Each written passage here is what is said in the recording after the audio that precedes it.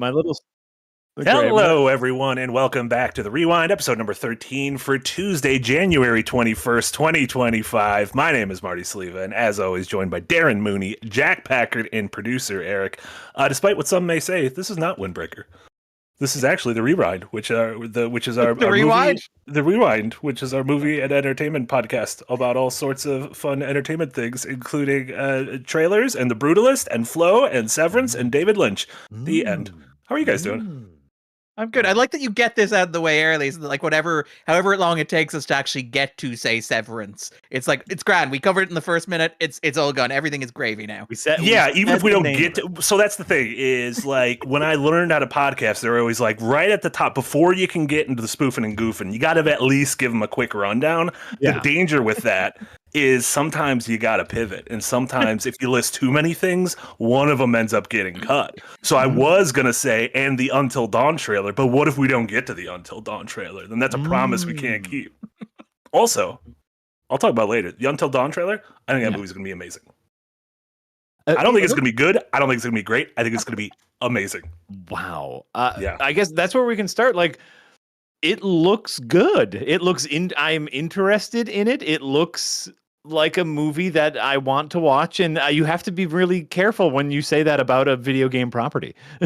Until Dawn, it is the PS4, PS5 game, the kind of choose your own adventure narrative horror game, which was very much felt like a playable movie and starred movie stars like Rami Malek and Hayden Panettiere and what's the guy who's in this one? He was one of the nihilists in Big Lebowski.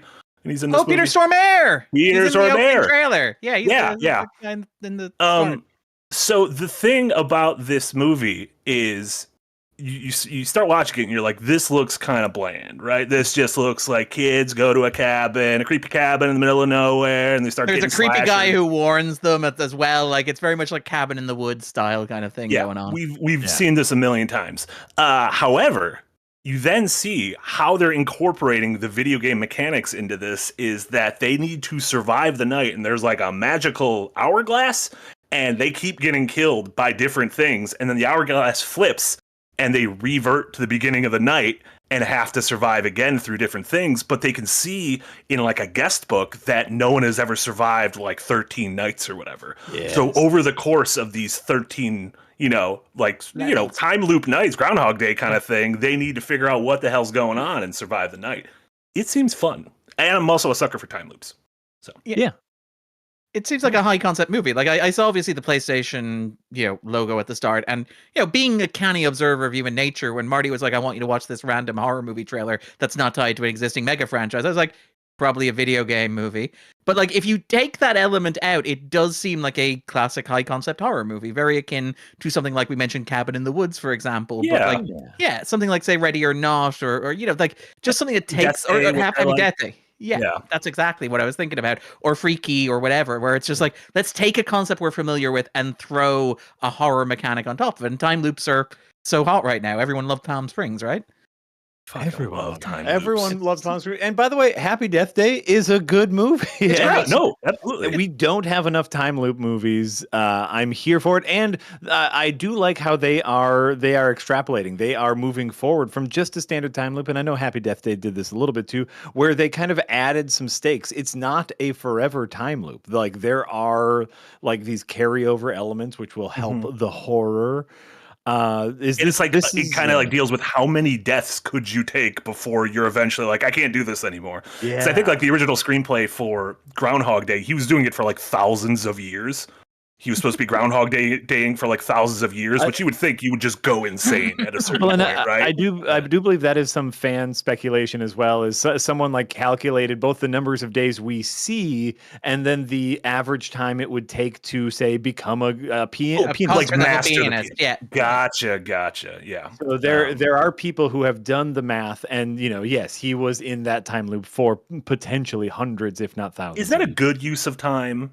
Not in the movie, but to like your finite time on Earth to be like, let me try to figure out the science behind Groundhog Day. Like, is that a good use of time? If it makes you happy, And it clearly it does. It can't be that bad. Not only does it make that person happy, it made me happy. It made me happy too. Happy to like think more. Marty, we spend a good chunk of our life just talking about things we have feelings about, good feelings or bad feelings. So if calculating Groundhog Day days is a bad use of our time, what are we doing? But the Zelda timeline's different. Let me tell you why. This is also directed by David Sandberg, who did the Annabelle creation and the Shazam films. Most importantly, David F. Sandberg, as there is another David Sandberg director. Oh, my apologies. This man's Swedish, it looks like. Yes. Indeed, yes. David F. Sandberg, who is a very, very fine director, very talented director. Also, like, was a great YouTuber for a bit there. Put out some fun YouTube videos, especially like even during like Shazam and post Shazam would put out some like behind the scenes stuff. He made a really great breakdown about like a mistake that was in Shazam and like why certain mistakes ended up in Shazam, practical production reasons. Phenomenal video. There is also a David Sandberg director who directed the Kung Fury movies. Mm. Do I know Kung Fury? Those are like the CG heavy, like joke so bad they're good movies. If you've ever seen the GIF of like someone shooting a phone and the bullets coming out the other side of the phone. Gotcha. Yeah. Gotcha. So this is David F. Sandberg, not David Sandberg. Not David Sandberg Prime. I feel like David F. Sandberg has had a better resume, so he should be able to just go by David. Like it's like the Michael Bolton thing. He should have to change his name. But I mean, it's the classic. What's it called? The Michael Keaton's real name is Michael Douglas, right? Oh, that's confusing. And you know what Michael Douglas's real name is? No, I don't know what that is. Well, the thing is that like Michael Keaton got his acting name from reading an article about Diane Keaton. Diane Keaton is obviously not her real name either. Her real name is Diane Hall, but her friends call her Annie. Wait a minute. What's going on here? Yeah. What? Did you know I just learned this week that George Clooney's a Nepo baby? He's Rosemary Clooney. Rosemary Clooney? Nephew? Is it? Yeah, nephew, yeah. Oh, I don't know who Rosemary Clooney is, but she was an created the singer, the spice. The spice rosemary. Oh. Is it a spice? An herb? It's a plant. Are herbs spices? Okay. All right. We're okay. Guess what? Things are going so off the rail. I'm putting us back on. No, get the fuck out of here. You're usually our Daredevil. By the way, second trailer. Hey! Daredevil Born Again. Not the next MCU project because we have Spider-Man's coming this week, isn't it? The freshman year? Not even the next because Spider-Man the animated series, the My Friendly Neighborhood Spider-Man's coming, and then Red Hulk strikes again. It's been a few weeks. Sugar! That's right. It's Valentine's Day, isn't it? It's the big romantic Valentine's Day. Roses, Hulks are red, violets are blue. Is there any chance of that being not bad? I think the fact the director has been silent is the most damning thing about it, where it's like, it's not even like the Nia DaCosta stuff with the Marvels, where she's doing interviews in press, and she's like, we all had a good time. But just so we're clear, this is Kevin Feige's movie. This is just radio silence. This is... Oh, yeah. I'm sure it's fine. No. I'm sure it's fine. What could go wrong with a president taking super soldier serum and turning into a Hulk? Right now as well, like after an assassination attempt by an African American man, it's like with an Israeli super soldier as well. It's like all of the it's like perfect timing. What could possibly fuck? So this the trailer for Daredevil shows what looks like a more a return to the Netflix basics, a more grounded approach. We see all of our favorites coming back. The violence seems like it's there. It's ugly. There is a sex scene in the trailer as well. There's a sex scene. Yeah, I heard they show everything. Which is ironic, given that Matt is blind. Yeah. That Matt, Justice are blind. My one thing about it is it still just looks kind of ugly. I don't know what is the deal with this MCU stuff. Just always looking kind of ugly. Like we watched Hackers yesterday for our monthly Phoenix Tier movie hangout, and it just a I don't want to say a throwaway movie, but just a random movie from the mid 90s. And there are shots of it where you're like, this looks so good because they shot this in a human, like a real place filled with humans, and used cameras that weren't just everything wasn't digitally altered afterwards. Yeah. And I mean, they're shot on film as well, which meant that they had to be lit. You had to make actual conscious choices in how you were lighting the scene and what you want to draw attention to, as opposed to digital, which is great. You can shoot anything on digital with no preparation whatsoever. But it increasingly feels like a large part of digital cinematography for mainstream blockbusters is just point the camera at the thing, do the thing, and get the next shot. But sorry, Jack, Yeah. I think I'm No. I think that's an incredibly good point because of just the logistics of filming are no longer like, you no longer have to think about a shot before you make the shot, because you can just do it and figure it all out later. And what that leads to is lowest common denominator. What that leads to is giving the producers more input because they get to be in the room now, instead of like, no producer's going to be on set at 5 a.m. when you're getting that golden hour shot, right?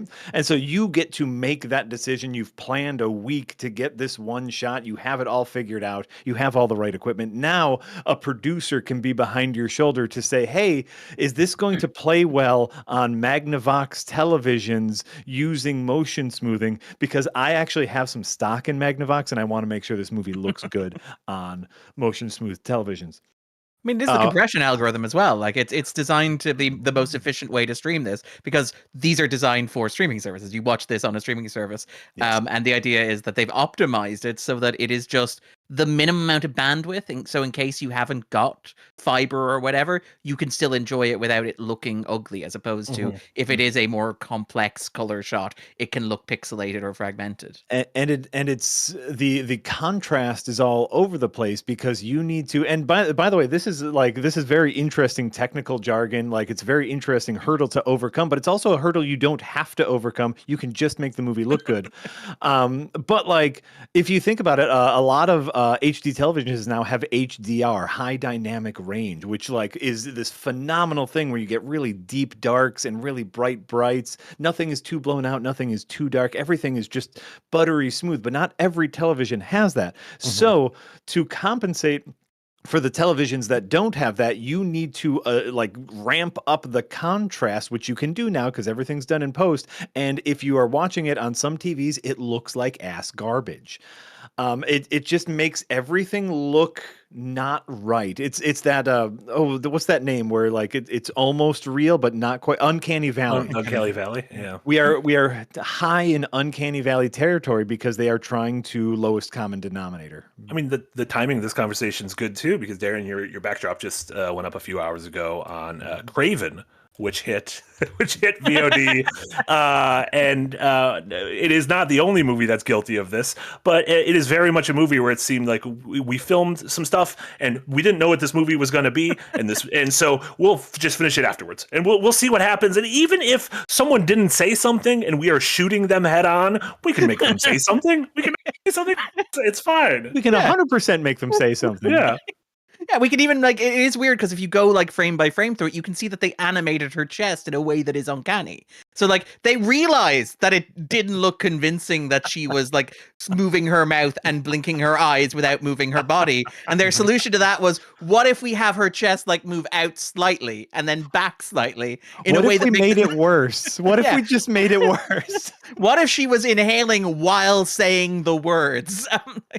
And the same, we talked about it at length when Alien Romulus came out, but like the news that when the movie at VOD, like Fede Alvarez was like, we're going to go in and we're going to touch up that Ian Holmes CG. And we're like, well, that wasn't the problem.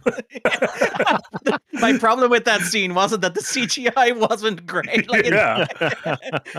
I have heard your notes. I hear that you have problems with the Ian Holmes scene. Yeah. So I've decided to enhance it further.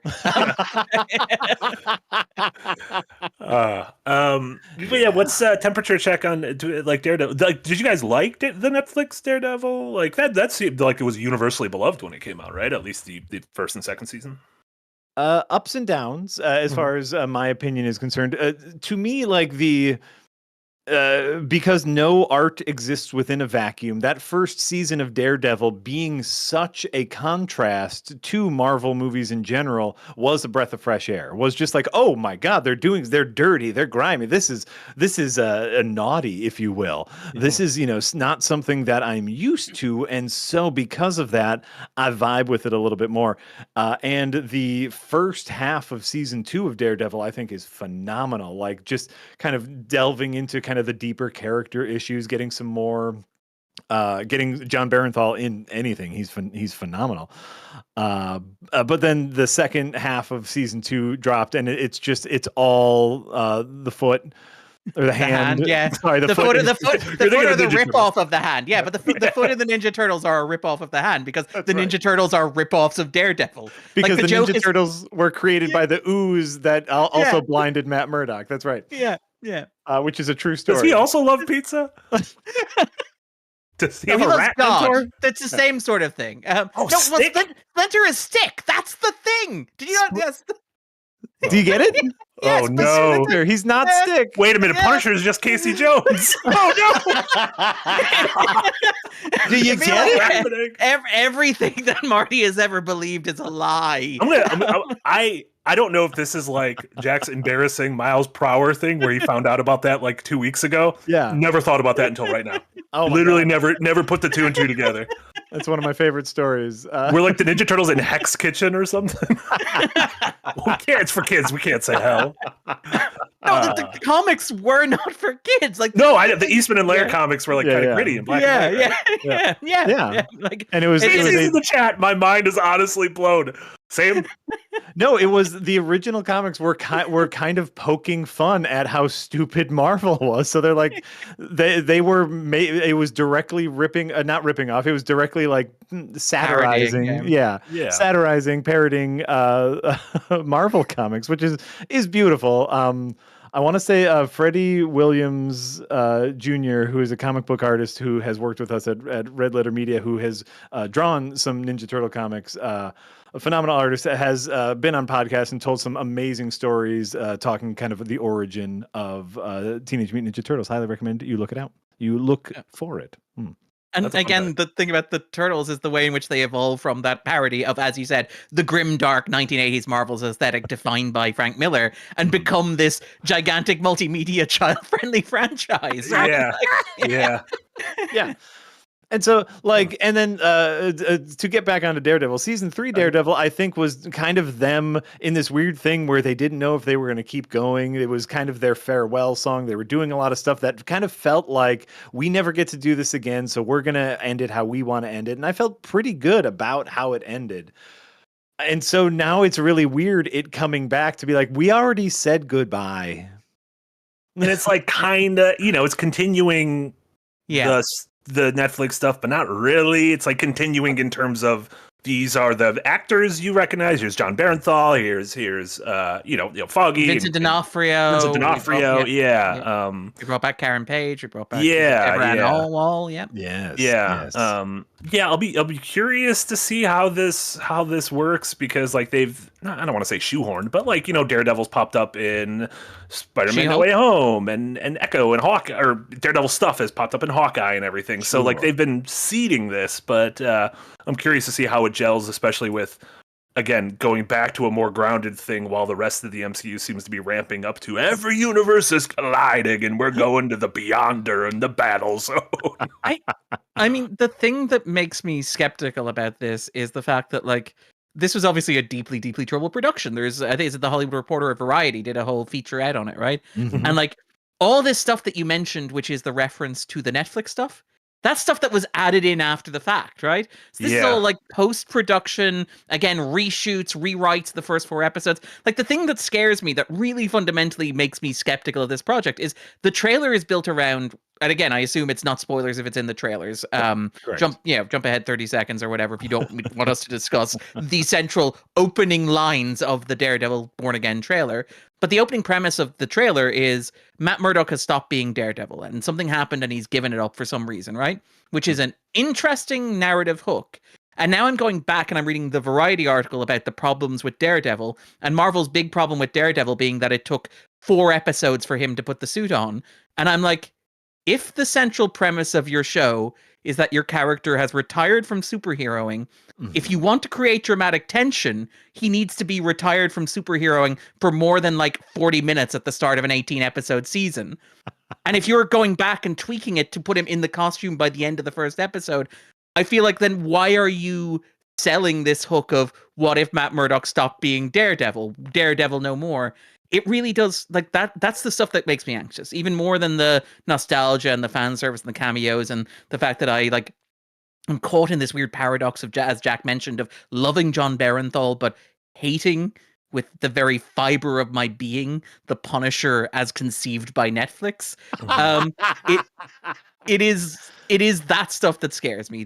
Here's the central premise of the show. By the way, we already know from behind the scenes documentation that Marvel hated the premise of the show and threw it out halfway through production, causing massive reshoots.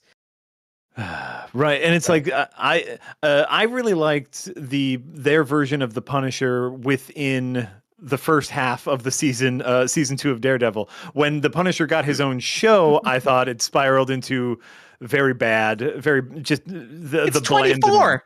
They turned it into like the Punisher is like 1970s like Death Wish. He's this kind of urban vigilante rooted in like gritty New York cliches in the late 1970s into the 1980s. That is who the character is. Netflix's conception is, and again, I understand why this is. As you said, they wanted to be a 4-quadrant hit. This was a couple of years after Trayvon Martin and like all this discussion of like gun violence in America, which is understandable and serious. But you don't solve gun violence in America by like rewriting a Netflix television show. But they turn him into Jack Bauer so that he's only killing terrorists and he's only killing like government officials who have done bad things. And it's like, the central premise of the Punisher is that he walks around New York City and shoots criminals in the face, and you feel this tension within you of, on the one hand, you understand that these are people who are, human beings who deserve rights and due process, but on the other hand, it's also really satisfying to watch terrible people get shot in the face, and you as an audience member have to work with that tension. But the problem is a defining characteristic of the Punisher is like, is it okay? Is the whole point of the Punisher? And if you just answer, no, it's fine. Don't worry about it. Fine,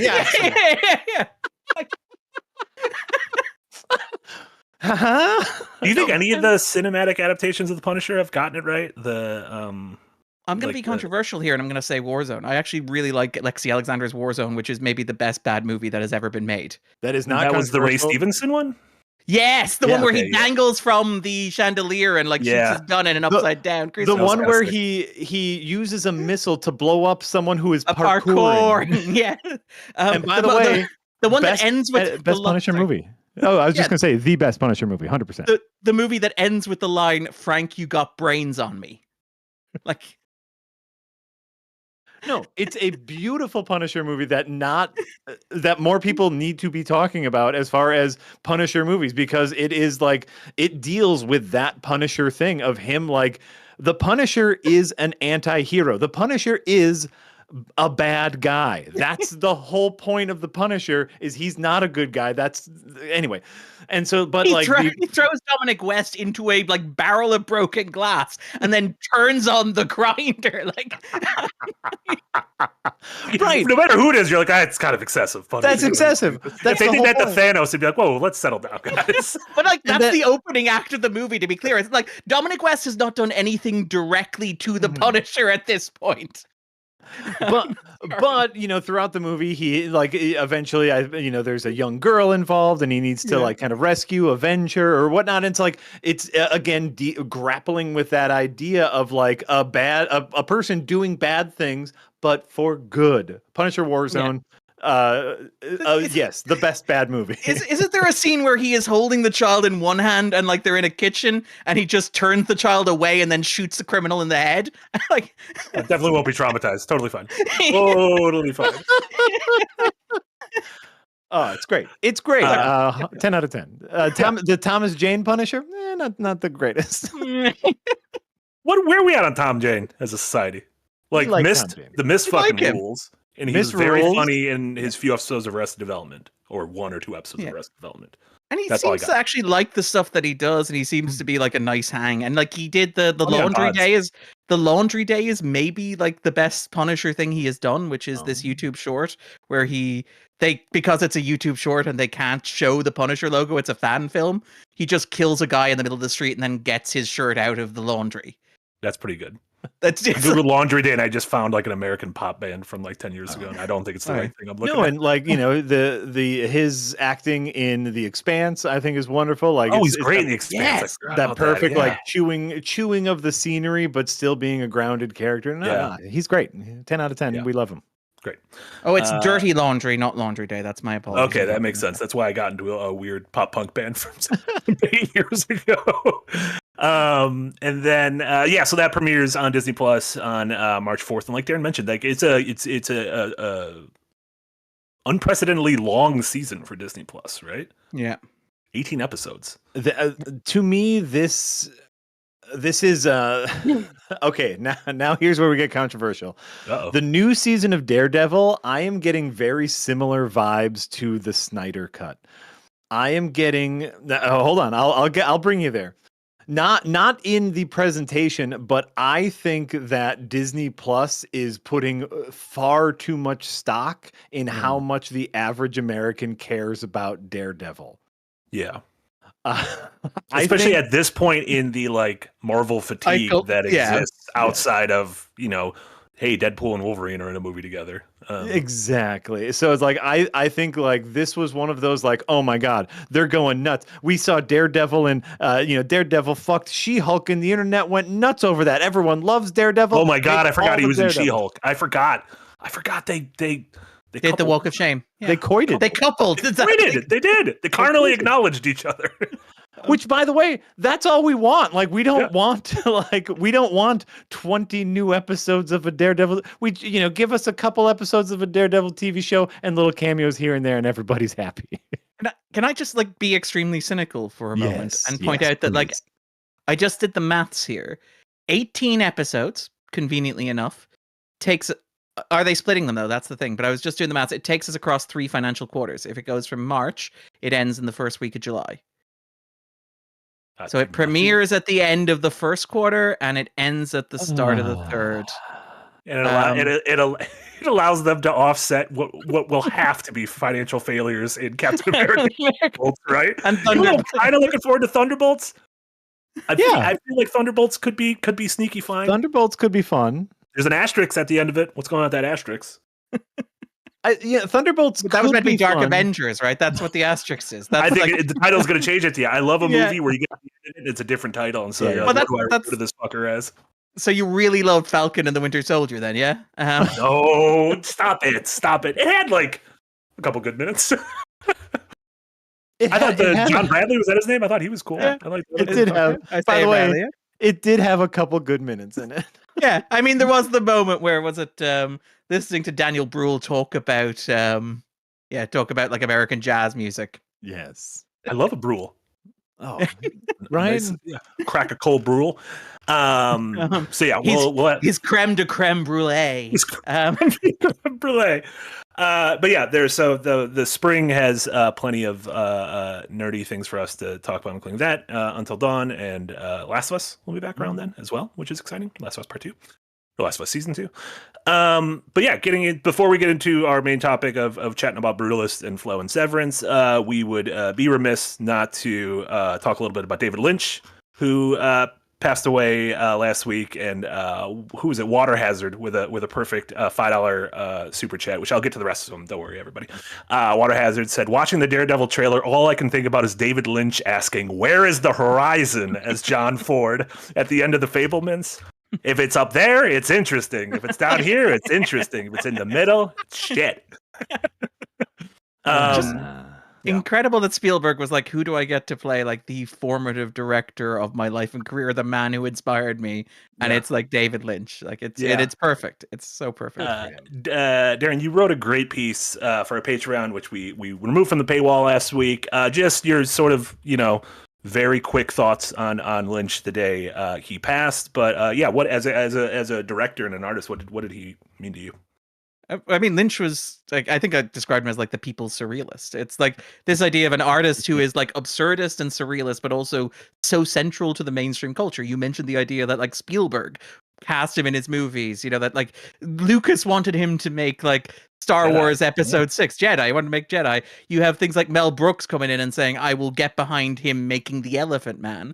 The idea that like he was on the cover of Time and he was winning the Palme d'Or at the same time he was producing the hottest show on American TV. And the fact that he was a recurring guest star on the Cleveland show, and though we don't talk about it, also on Louis. Like the fact that he was so odd, so surreal, and defined by that oddness while still being central to the culture, still being embraced by the culture, still having this persona in the culture.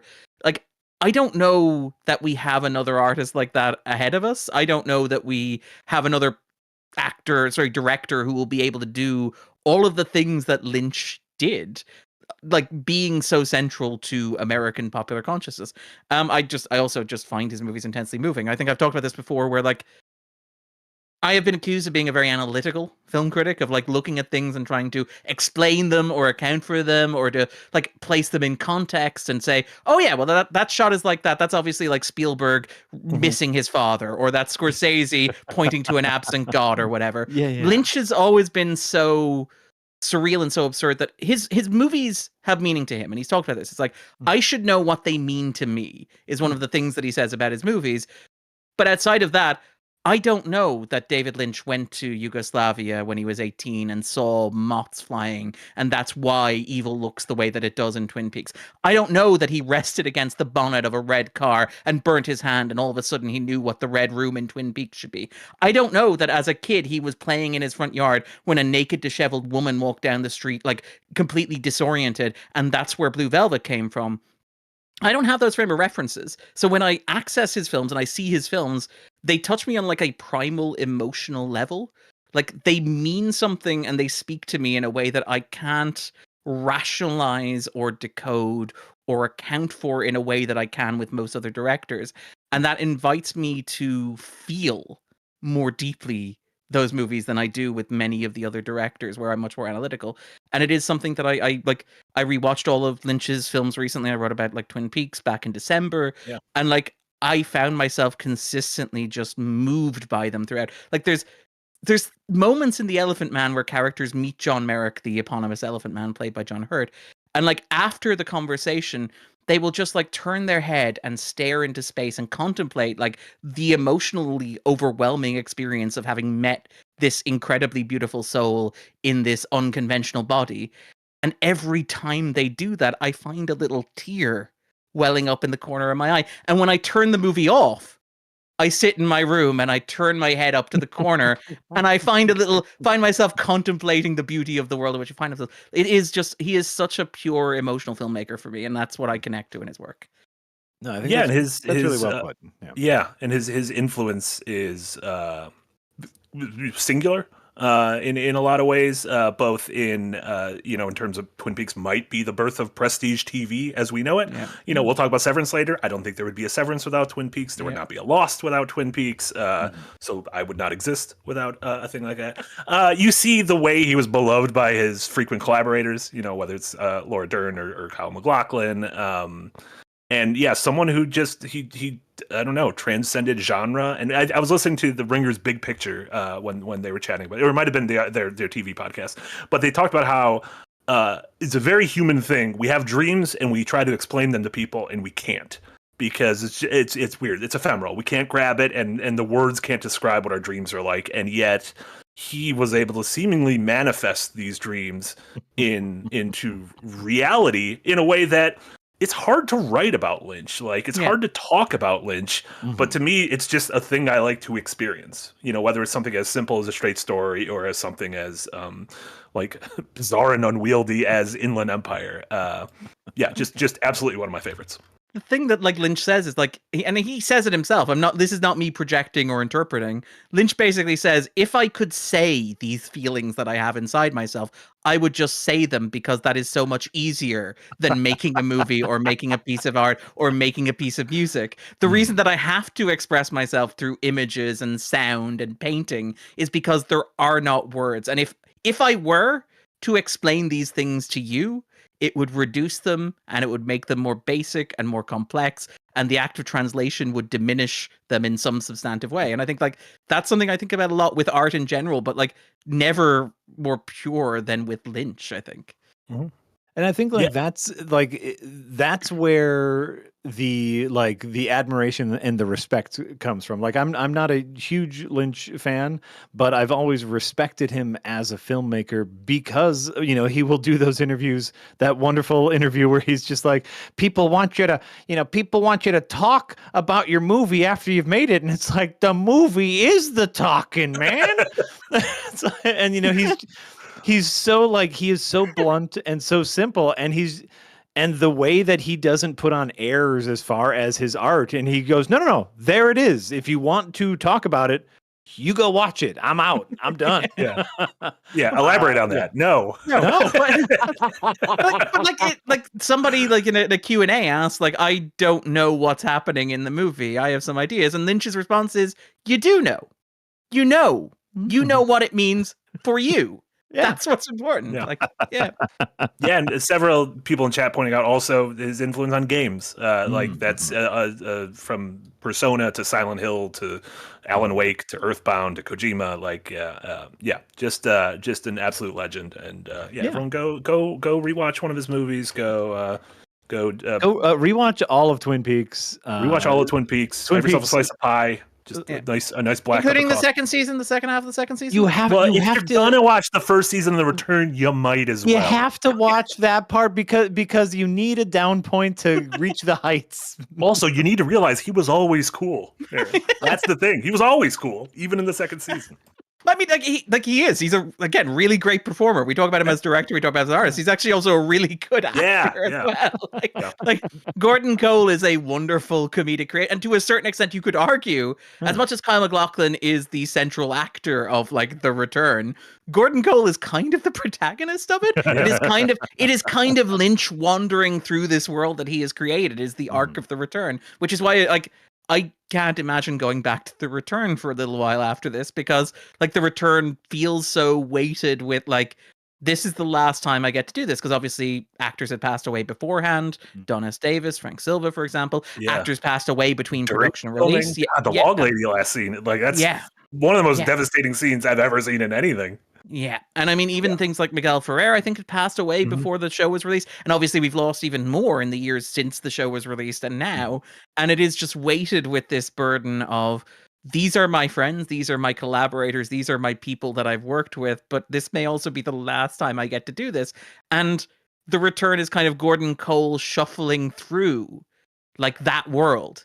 And, like, it is so overwhelming. It felt heavy when I watched it in December.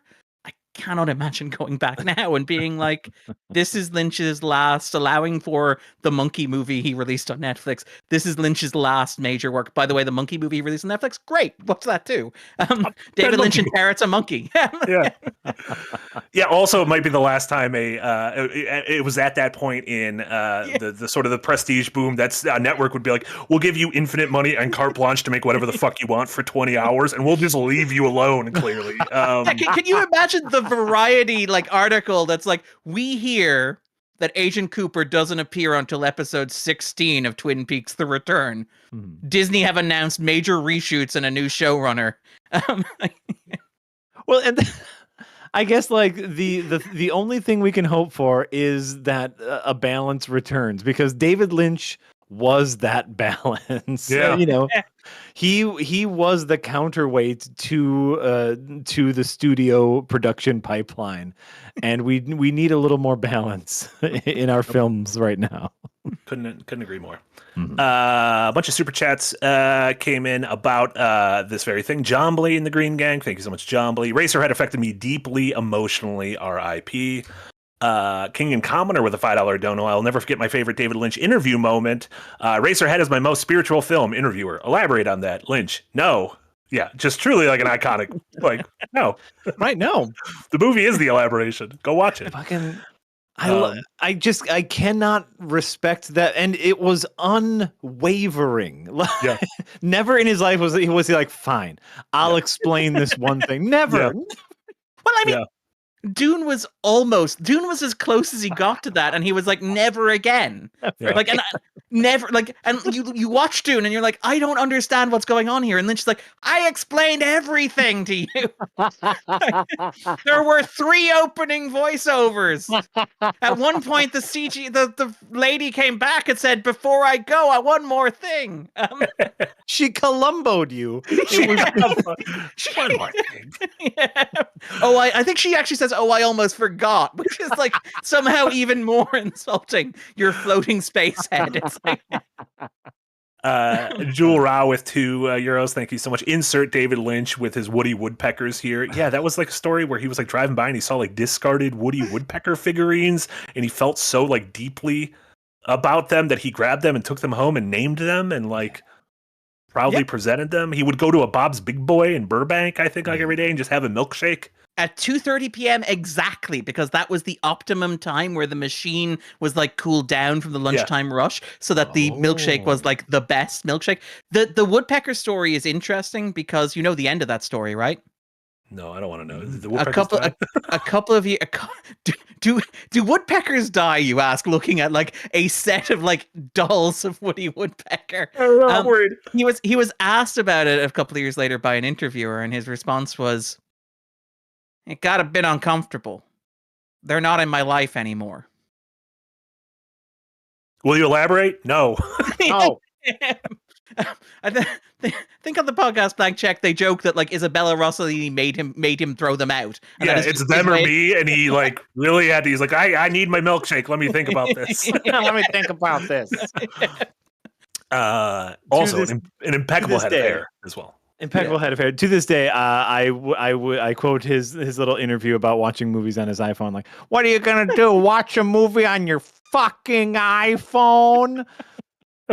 I say that like out loud in a conversation nearly daily. Dr. Theo with a $5 dono. Thank you so much, Dr. Theo. Even if I have never watched his work before, I'll get to it. I have a huge respect for the man. His view on ideas is so influential to me. I'd love to hear that. Old Hunter with a $10 dono. Thank you so much, Old Hunter. I remember being especially annoying at how great Mulholland Drive was when it came out and bullying all my friends and girlfriend to watch it twice to truly get it. Cheers to an artist that helped us be odd. Also, was that was the movie where he put the clues to the movie in the DVD and they just weren't they were just the original fucking troll. But this is again, Lynch is funny. Lynch is was a comedian. He was very funny, and I think a large part of like why he was so acceptable to mainstream taste is that he was funny. Like as much as the knock on like being a surrealist or an absurdist is that you're pretentious, Lynch is inherently like very, very goofy and very, very silly about things.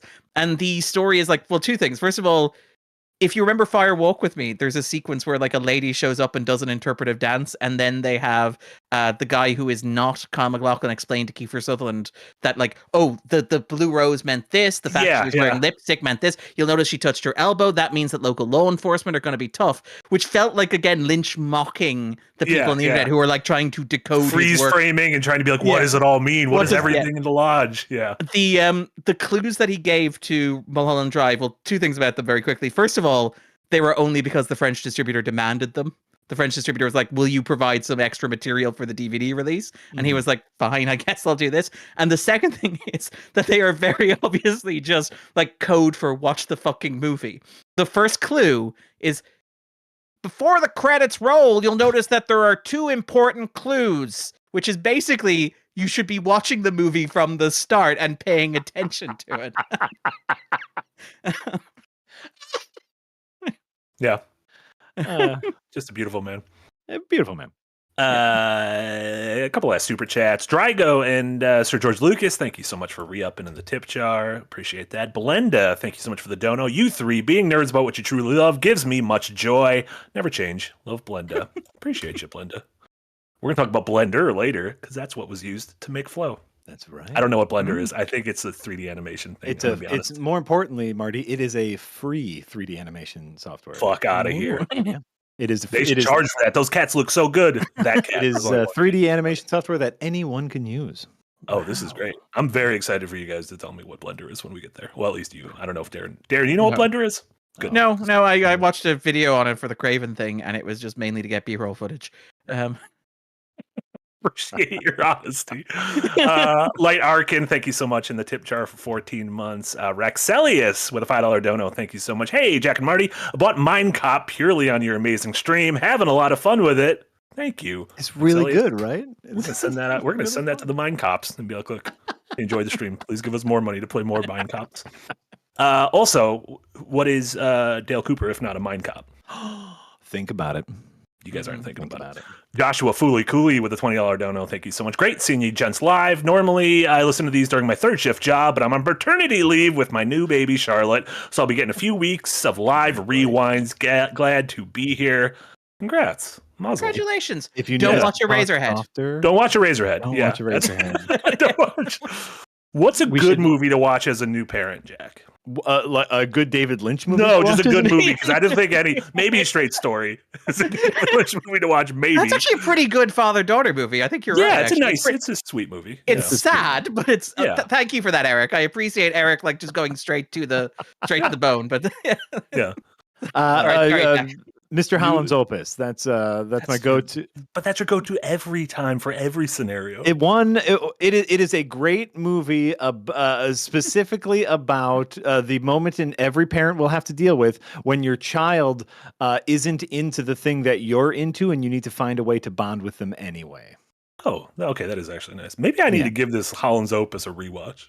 I love Listen, if there's ever a light week for what to talk about for the rewind, we're going to do a book club on Mr. Holland's Opus. You need to be more opus-minded, yeah? I haven't been opus-minded is the problem. Yeah. Or you can schedule an opus day. Son of a bitch. We can't keep letting him do this. Can't keep getting away with this. We can't keep getting away. Sussy Guru with a $5 dono. Thank you so much. Kung Fury is a poor man's version of Turbo Kid. I did not like Turbo Kid. Everyone kept telling me I would love Turbo Kid.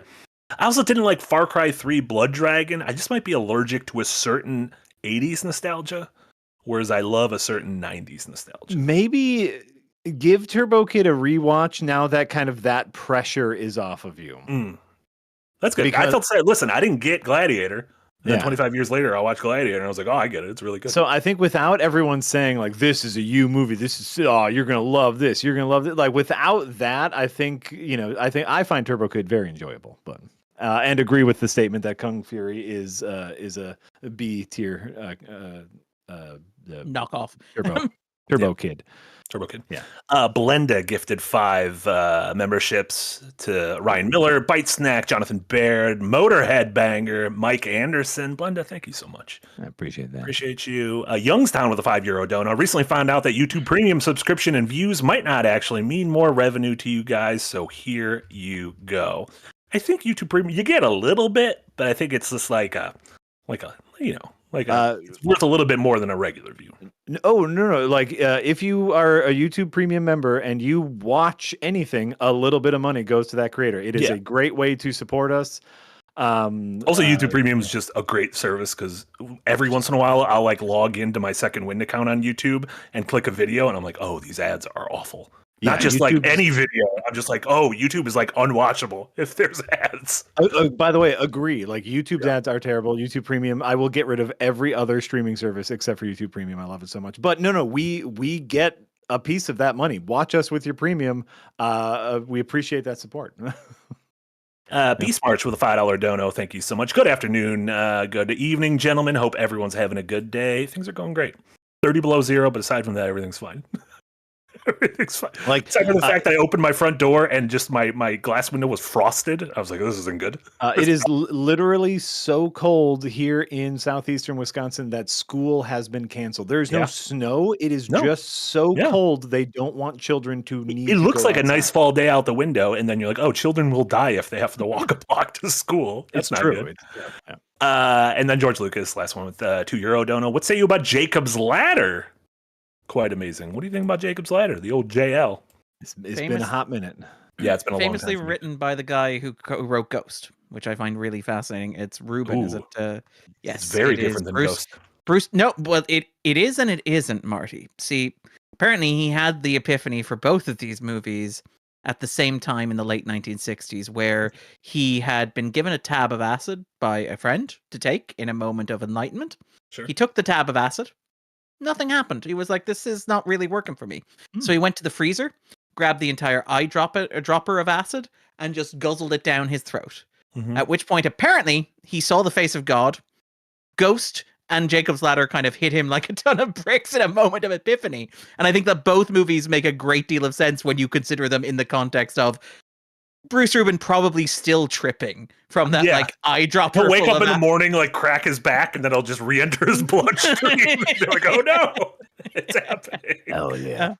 But I remember quite liking it. I remember thinking it far superior to Ghost. I think it's an it's a beautiful movie. Robbins, I think, is very, very good in it.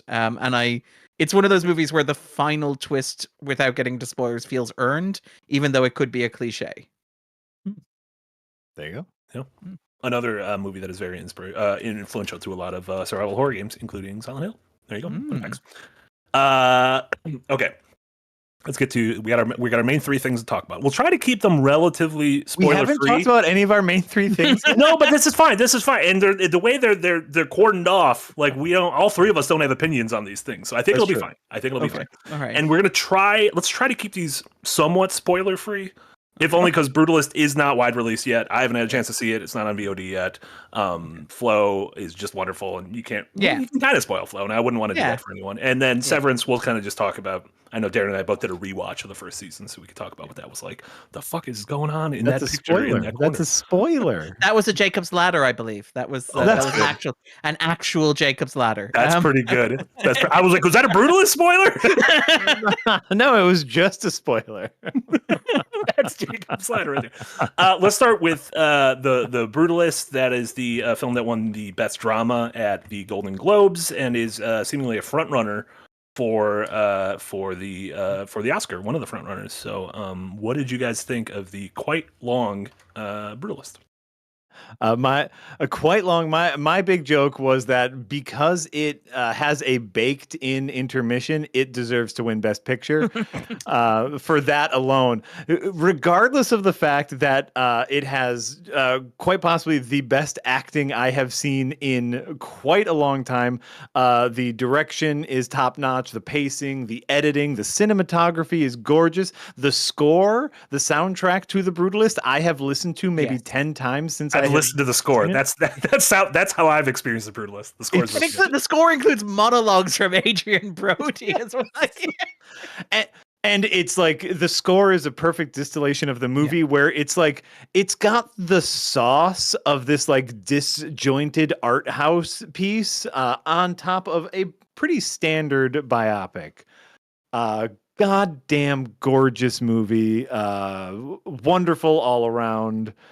And you get an intermission. I got to refill. I got to get more Bunch of Crunch to watch the second half of the movie. You should have just got double the Bunch of Crunch at the start. But then you just eat more in the first half. That's true. And it starts melting. You get melty Bunch of Crunch. Exactly. You want that fresh Bunch of Crunch.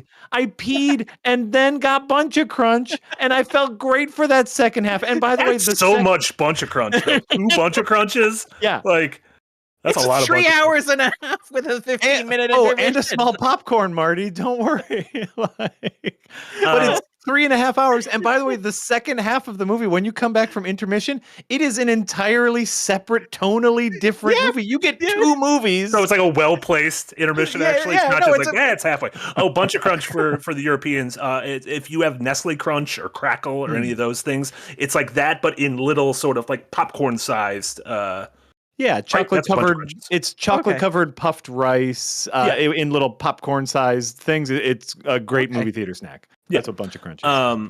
Darren, so what is this movie about? Without spoiling. It sounds like Jack really enjoyed it, but for people who don't know, what is this Brutalist about? It sounds like the Brutalist could have just been a Punisher movie. Punisher Brutalist. It's the third movie in the Brutal series. There was Brutal, Brutaler, and Brutalist. No, it is, as the title implies, a movie about the architectural movement known as Brutalism. It is the story of Laszlo Toth, who is a Hungarian Holocaust survivor who comes to the States He is an architect in his own country. He designed these buildings that have preserved and survived like erosion, decay, war on the European continent. And he's here shoveling coal in Philadelphia. By the way, I love how specifically Philadelphian the movie is. But basically, he ends up being discovered by this Von Buren, who is the character played by Guy Pearce, this billionaire. And all this happens in the first half hour, so it's not really a spoiler, who takes him under his wing and kind of like becomes fascinated by the idea of this creative individual who has this spark within him, which Van Buren doesn't, but he believes that he can kind of harness to manifest his own glory up in the world. And it is the central tension of the movie is the push and pull of this artist and this patron, and the idea of like, as an artist, what it means to be an artist within a capitalist system where somebody is paying you to do things, but you are trying to express and retain like your artistic identity in that context, and what it means to create a work and what it means for the work to exist in the world outside the context of its creation, and who a work of art belongs to, whether it is the person who made it, the person who paid for it, or the person who experiences it. And it is, you know, not subtle about what it is about, where it is the story of Brady Corbett and his wife. It is notably credited to both of them. It is a film by both of them, even though Corbett serves as like director and producer. But it is a story of like a couple trying to create a monument in a system that is inherently hostile to the creation of art. This is a great American movie that had to be made for $10 million in Hungary. Like, that is how insane this is. And like, Corbett has talked about this. He is not subtle about this. He's not hiding it. A lot of the struggles that Toth faces coming to America and trying to make his will or his vision manifest within the confines of this system and structure that is hostile to art is something that Corbett has felt, whether, you know, as an actor or making his previous two movies, Childhood of a Leader and Vox Lux. It is a movie that, to put it frankly, insists upon itself. And it is a movie that is very consciously aware of the fact that it is a great American movie. Jack mentioned it has an intermission. Not only does it have an intermission, it has an overture at the start. There are like repeated moments where like the film is shot on, is it that 16 millimeter shot up to 35 millimeter blown up to 70 millimeter. Yes. And it is shot in VistaVision, which is a Paramount mode of film production, which only existed briefly in the 1950s. It is a movie that is constantly drawing your attention to its own construction as a movie, in much the same way that it is an architecture style that draws your attention to its construction. There's a moment where Laszlo Toth says, and again, this is in the opening act of the movie, and it's on the soundtrack, so it's not a spoiler either. Yeah. Is there a better description of a cube than the process of its creation? And that is what the movie feels like when you watch it. It is a movie about what it means to push a boulder up a hill. Like, we talked about Megalopolis on the podcast, another movie about a visionary architect trying to fulfill his creative vision. And I was colder on Megalopolis than I think both Jack and Marty, weirdly enough, which is not something I had called going into that conversation. That's because you weren't ready to go back to the club. That was the problem. Yeah. My Emersonian mind couldn't wrap itself around. Get back to the club. Go back to the club. But like, what Megalopolis was for you two, I think The Brutalist was for me, in that it is like, no, but it is a movie that is so passionate and so insistent and so heavy-handed. There is a moment where like Adrian Brody repeatedly shouts a key theme of the movie as the camera keeps cutting to a repeated shot of like the road ahead, manifesting the idea of like progress as inescapable, as though stuck on a path, as the radio plays JFK's acceptance of the Democratic nomination in 1960, and the movie is just hammering you from three separate directions with the core themes of this movie.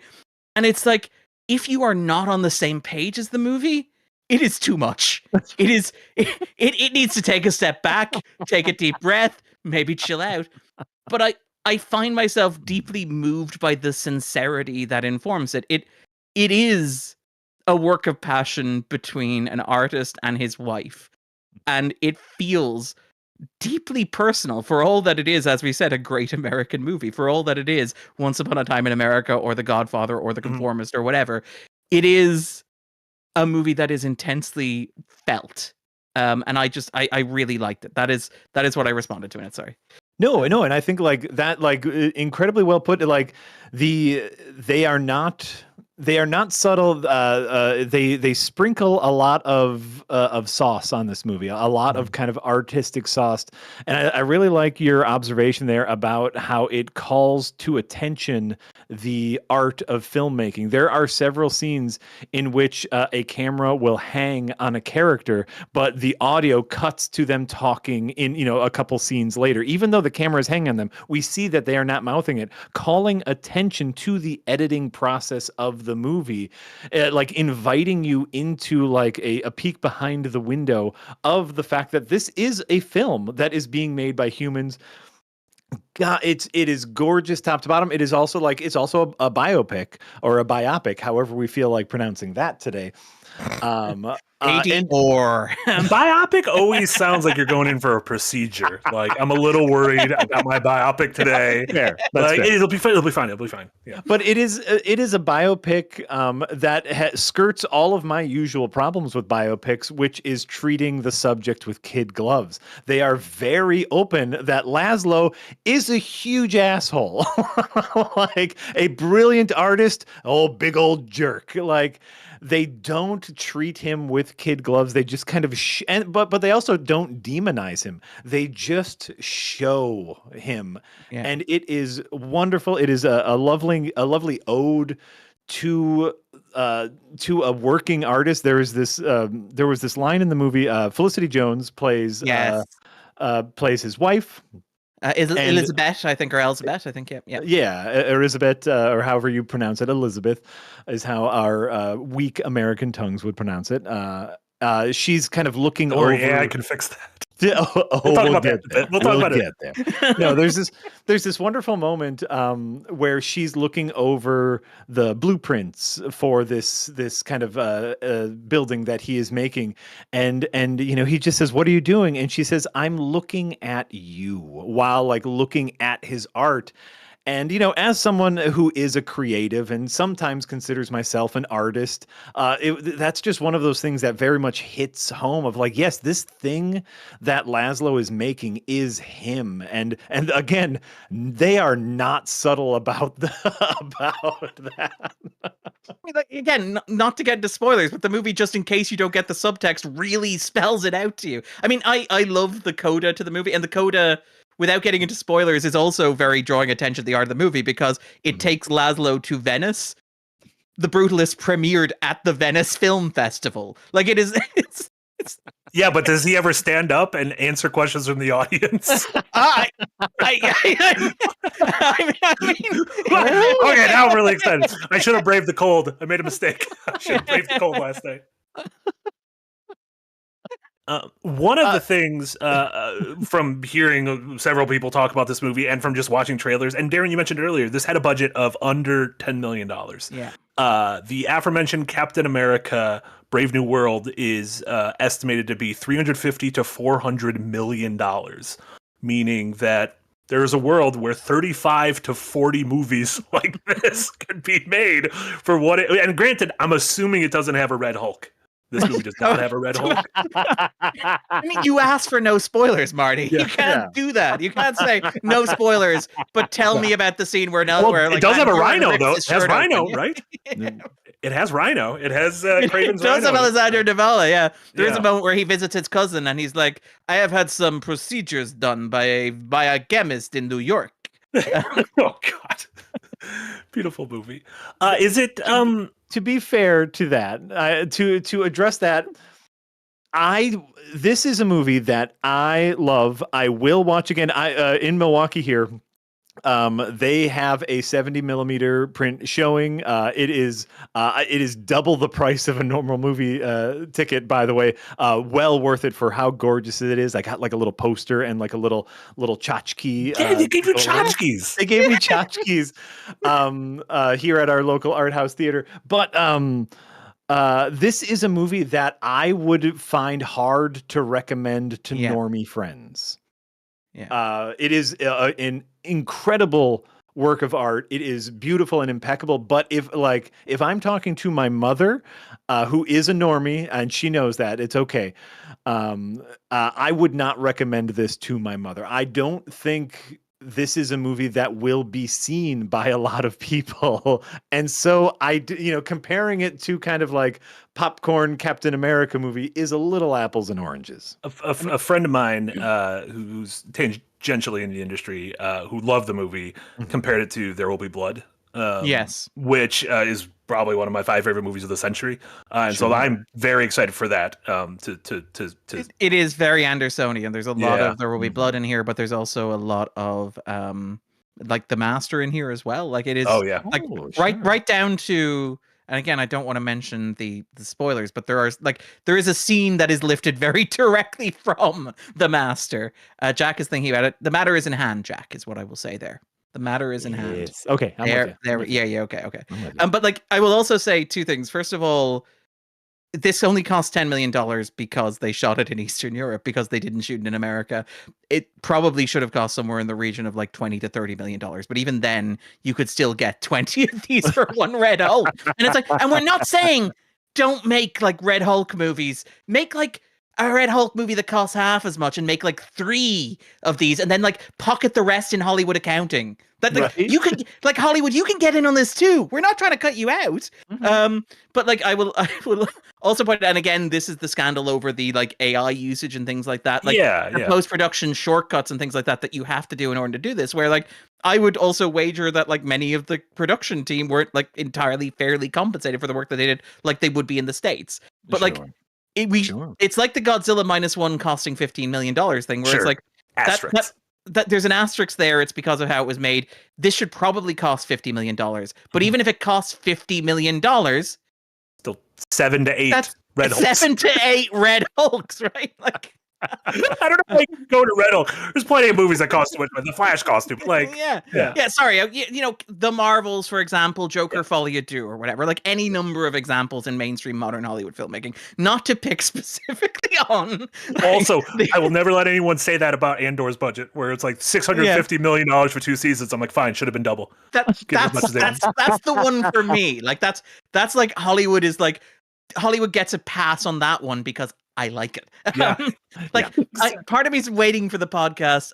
So it's out 3 weeks from today, I think, where we all come back from Captain America: Brave New World, and like, pretty good. Hulk was super red. Like I get why it caused very red. Yeah. I will say I took my dad to see The Brutalist because I had like expected it to be in the style of a 1970s new Hollywood film like The Godfather, and he's a big fan of those. And he'd seen the trailer, was kind of interested. The second act, as Jack said, has a very different tone to it. And I will say that sitting through that next to my father was a very interesting experience. I will say I've talked to him since, and he said, I've been thinking a lot about The Brutalist. I think I like it. Maybe, who knows? I think I love your parents. From what you've told us of Mooney Family Movie Night, I think I love your parents. I do like not I like it.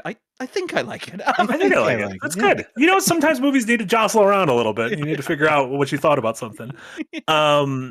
You touched on it quick. We don't need to dwell on it because I don't know if any of us are experts on it. But the sort of the AI scandal or whatever what you want to call it, that's come out over the past couple days about how AI was used in certain elements of Adrian Brody's Hungarian.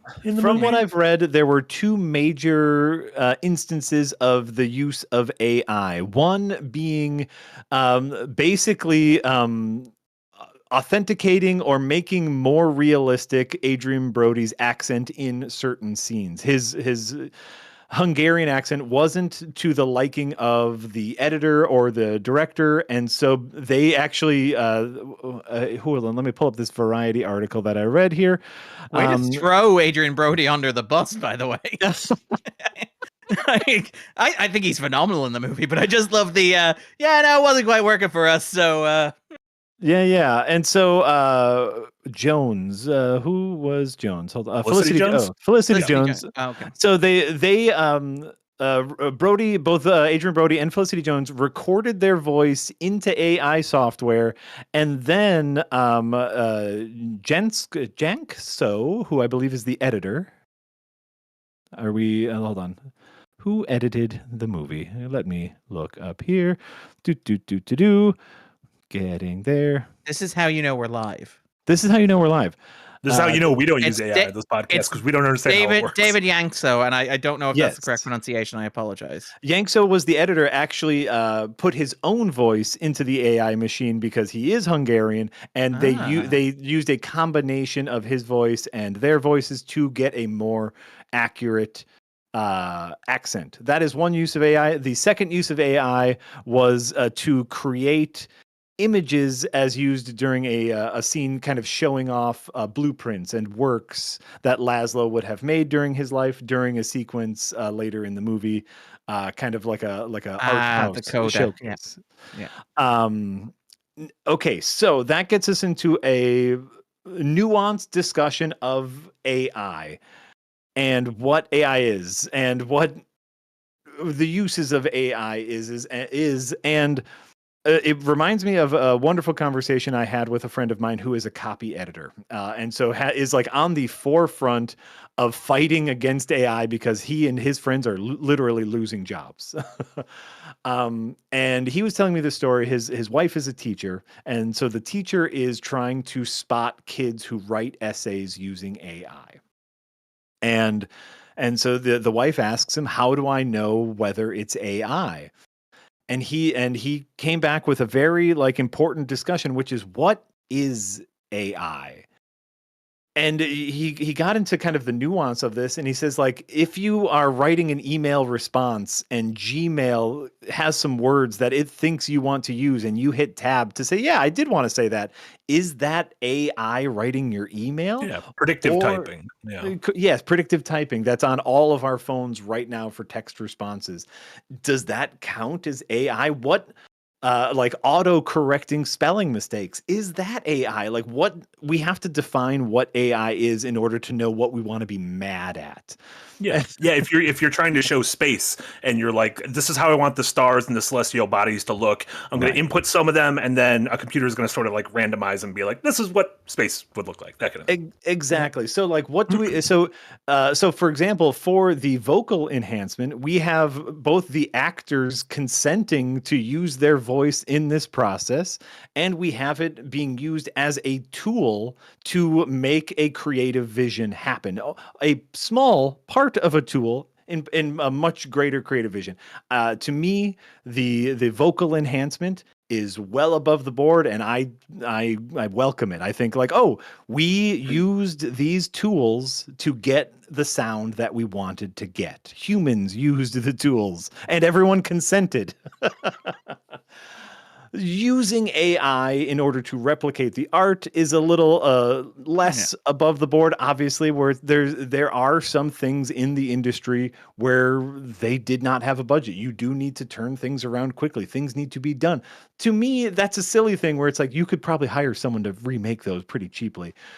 But a similar thing earlier this year, Late Night with the Devil. with Late Night with the Devil, the interstitials of technical difficulties or whatever, and afterwards it came out, those images, it used AI in creation. Well, why did you do that? Why not do that? Yeah, why not just not do that? And so it's we are still figuring out what we are calling AI, because marketing has turned every processor into AI enhanced, which is bullshit.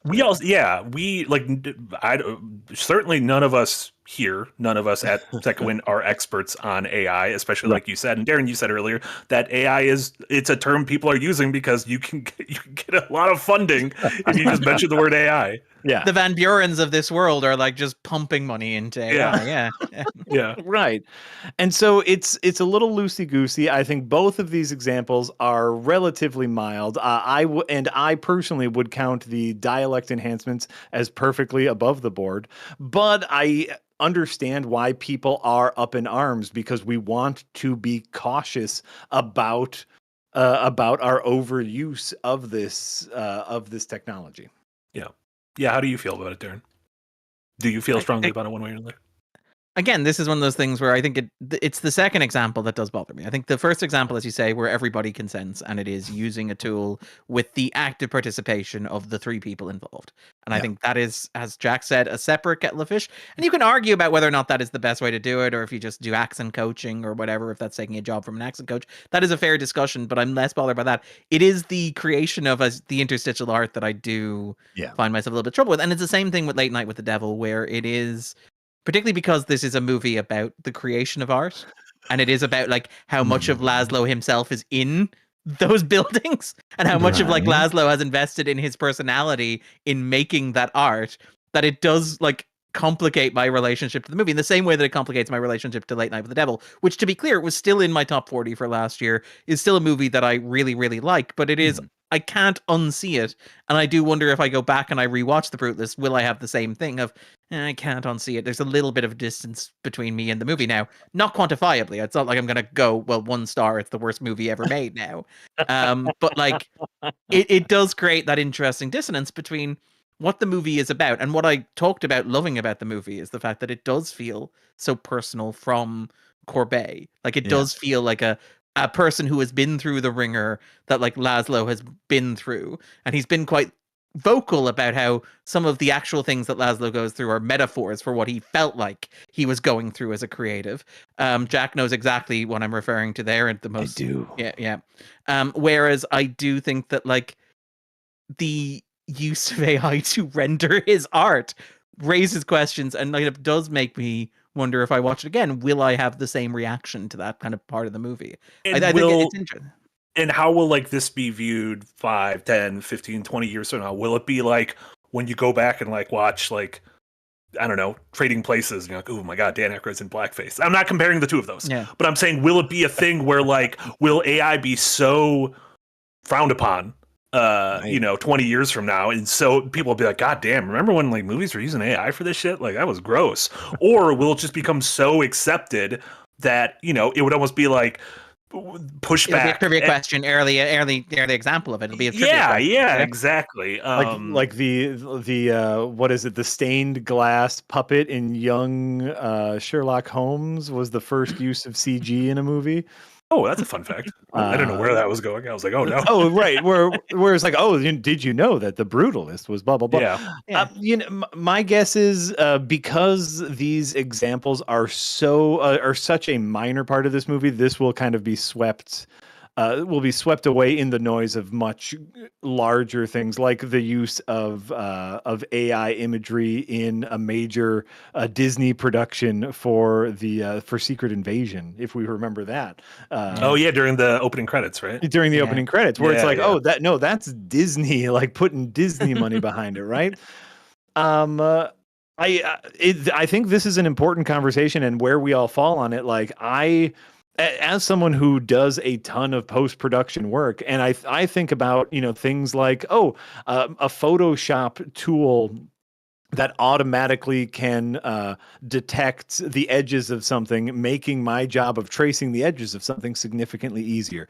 Do we call that AI? Because Photoshop wants to, Adobe wants to call everything AI. Yeah. Like, the line for me as someone who uses a bunch of post-production tools is really, really blurry. And so I don't want to take away people's like visceral reaction, but I would like to mention that I do believe there is a larger gray area than most people are willing to admit. And I think everyone has a personal line, and when we hear things like studio execs being like AI scripts, we're like, fuck that. And even if it's Paul Schrader, I'm like, Paul, what are you doing? Yeah, crazy absolutely. Old man. I mean, granted, it's the 100th worst thing Paul Schrader has ever put on Facebook. Paul Schrader listening to Taylor Swift typing into ChatGPT, like, what a life to live. But yeah, Geldon in the chat said, I've been writing an AI utilization knowledge base article for work, and honestly, there's no AI experts on ethical practice. It's far too new of a technology for its true impact to be unknown. Absolutely.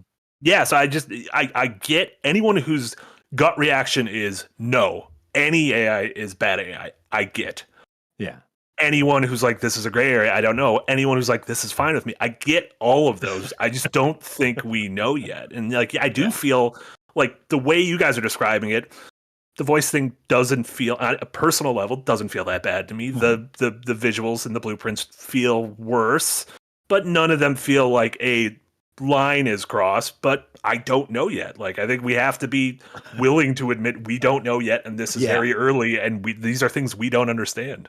We don't know where the line is yet, which admittedly is dangerous. Yeah. is a dangerous area to be. Agreed. Yeah. This could be a very different conversation 5-10 years from now. 5 to 10 months from 6 now. months from now. Yeah. But all that aside, you guys recommend The Brutalist for people who can sort of stomach a I love that Jack explicitly said I would not recommend The Brutalist. You're like, so you recommend The Brutalist? No, like, I don't recommend it to normies. Any sicko listening to this podcast, you are going to fucking love The Brutalist. Because y'all are sickos. I mean, again, I'm going to have to talk about this on Irish radio to the normies, as Jack said. And my line will probably be along the lines of, if anything I have said to you sounds pretentious and off-putting, this is not the movie for you. Yeah. But if you listen to me talk about this with incredible enthusiasm, and are like, that sounds like a fun way to spend 3.5 hours, boy, do I have the movie for you. Yes. Yeah, it's very hard to recommend anything across the board in my mind. Oh, no, but like, particularly like without getting as far as the second half of The Brutalist. So maybe just go out, get your bunch of crunch, and leave. Yeah, that's it. Like, you just walk out and be like, "Yep, this is a pretty good like 1970s new Hollywood movie." Yeah. It is shocking, and obviously, I paid a hefty price to see this gorgeous 70mm print. But it is 2 very separate movies that like you get 2 movies for the price of 2 movies. It was an expensive movie, so for the it was price an expensive of 2. movie. Yeah. But it is. It makes a tonal shift that I was not prepared for, that I love, because I love going to. I did not do any research before seeing The Brutalist. I kind of knew that it was about an architect, I guess. I did not know what this movie was about, and man, did I love it. Yeah. It's great to hear. Love that. Yeah. A couple super chats before we move on. Fungus Finder with a $5 dono. Thank you so much. It is so goddamn cold in the south that I'm pretty sure it's snowing in the freaking Gulf down here, and my chickens refuse to come home to roost. I think that might be literal. Like that literal chicken. Literal chicken. It's not like just no consequences. It's like snow day, no consequences. Yeah, this is where are my chickens? They need to roost. It's snowing so hard we're purging. Yeah. And Fungus Finder also with another $5 reaping. Oh no, this sucks. Fungus Finder also with another $5 dono. What about if you can't? One, what about if you can't tell it's AI? 2, I use AI to make icons for D&D because I can't draw. Is that bad? And 3, how good was the Emperor's New Groove? I'll take 3. You guys can take 1 and 2. The Emperor's Jack clearly needs to take 2. The Emperor's New Groove is great. Like, you guys, do you know the behind the scenes stuff where it began? I think it was Tears of the Sun or whatever it was supposed to be. Where it's supposed to be this very serious, very earnest rainforest movie. Sting had recorded like the soundtrack for it, believing that it was an earnest, like green parable of an animated movie, like Fern Gully. But this was around the time that like post Disney Renaissance, after the flop of Tarzan, where the studio was like, we have no idea what we're doing. Just let the animators and writers do whatever the hell they want. That gets you like Lilo and Stitch, but it also gets you the Emperor's New Groove. And the Emperor's New Groove is just great fun. It's like one of the most fun Disney animated movies. When you said it was supposed to be Tears of the Sun, I was thinking of the Bruce Willis movie from 2003, and I was like, that can't be right. But it was originally supposed to, like, Tears of the Sun was also supposed to be the 4th Die Hard, right? Just Bruce Willis liked the title. Like, Tears of the Sun, the Bruce Willis one, not Tears of the Sun, the Emperor's New Groove. That was not supposed to be the 4th Die Hard. I love the idea of them just reworking the concept. Where By the way, Emperor's New Groove, kind of some big Die Hard energy. So there's some buddy cop comedy things going on. I think I think I have a confession, and I don't think I've ever seen Tears of the Sun or The Emperor's New Groove. You're okay on one of those. Okay, you should see The Emperor's New Groove. Oh, it is Emperor's New Groove tonight. Sorry. The Emperor's New Groove is genuinely a fun Kingdom film. of the Sun. It's Apologies to listeners. It is Kingdom of the Sun, not Tears of the Sun. I'm ruined. I'm gonna hand in my cinephile card and just you know what was show myself this was out. 2000. This was 2000. This was the same thing. This was around my Gladiator phase. I don't think I liked anything that was I feel like the only thing I wanted in 2000 was fucking Vanilla Sky. I was like, if it's not A remake of Abre Los Ojos. I don't want to see it. I went through a real pretentious phase for a little bit. Like, it was a real bad. I love that, like, your pretentious phase is the Tom Cruise, Penelope Cruz English language remake of the Spanish language movie. I'm pretty sure it was like Christmas break, and my parents were like, "We're gonna go see." I believe it was the first Harry Potter movie, because they're like, "It's really big," and my mom worked at a school. And they're like, "Do you want to come?" And I'm like, "Yes, but I will not see Harry Potter because it's for children. Instead, I will see Vanilla Sky." And they lined up. Yeah. This is like big, you know, it's very important that our family go and see the Spike Lee Old Boy movie. That is true cinema energy right here. Hey, he's got High and Low coming. I'm excited for that. I am so excited for that. To answer issue number 1, is it okay for you to use AI to make D&D icons because you can't draw?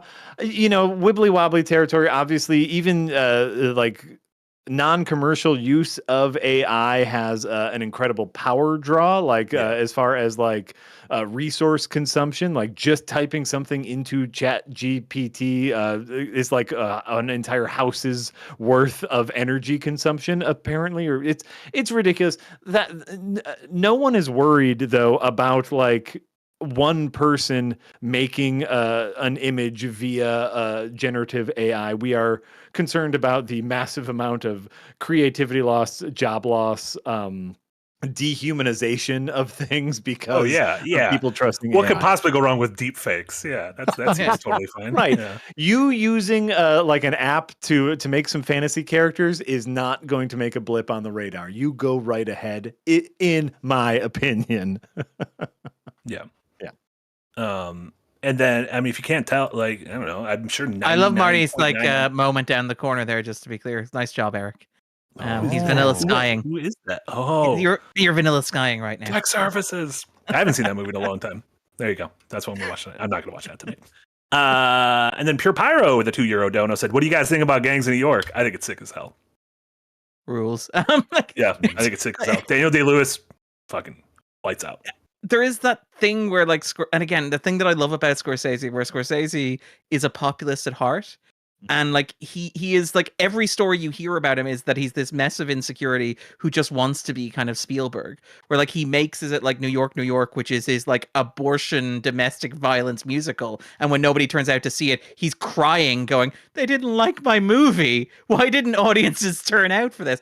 Or is it like the moment where he loses the Oscar for Goodfellas, where he's like, he's convinced that Costner's going to take Best Picture. He thinks he's going to take like Best Director. And he like comes home and complains to Ileana Douglas, who had bought him a little table for his Best like Director Oscar. And he's like, they sat me in the front row next to my mother and they didn't let me win. But like, I love that Gangs of New York is clearly like Scorsese going, "I'm finally going to make a blockbuster. I'm going to make a big summer movie that is going to be crowd pleasing. It's going to have big action sequences. It's going to have set pieces. It's going to win the crowd back." And it is this like incredibly bleak, nihilistic study of the dark, twisted, burning heart of like America. It is like with the U2 pop song at the end. Yeah. It is. I really love it. It is not a perfect movie by any measure, but I have such a soft spot for it. Yeah. Never seen it. Bill the Butcher. You've never seen it? No, never seen it. Ooh. It's pretty good. Day-Lewis is incredible. Oh, I'm sure. That's who we're singling out. I like that. Cameron, her Irish accent. Jamie Foxx that just appeared on Netflix. I thought she retired. She did. She retired after the last time she worked with Jamie Foxx. Annie? Little Annie? Honey? Like she's worked with Fox that was Watto. She's worked with Fox 3 times. I think each time she's taken a long break from acting afterwards. It happens. But I have some friends that I love, but I need to I can hang out with you for one weekend and then we should see each other for a while.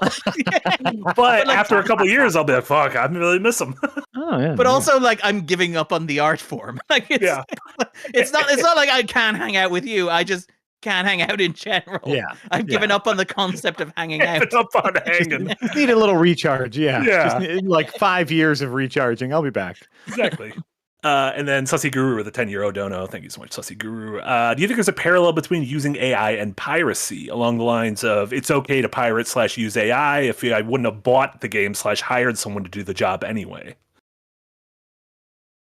There is a parallel between AI and piracy in that the majority of people who are using it like to come up with excuses like that, even though they are using it for evil intents.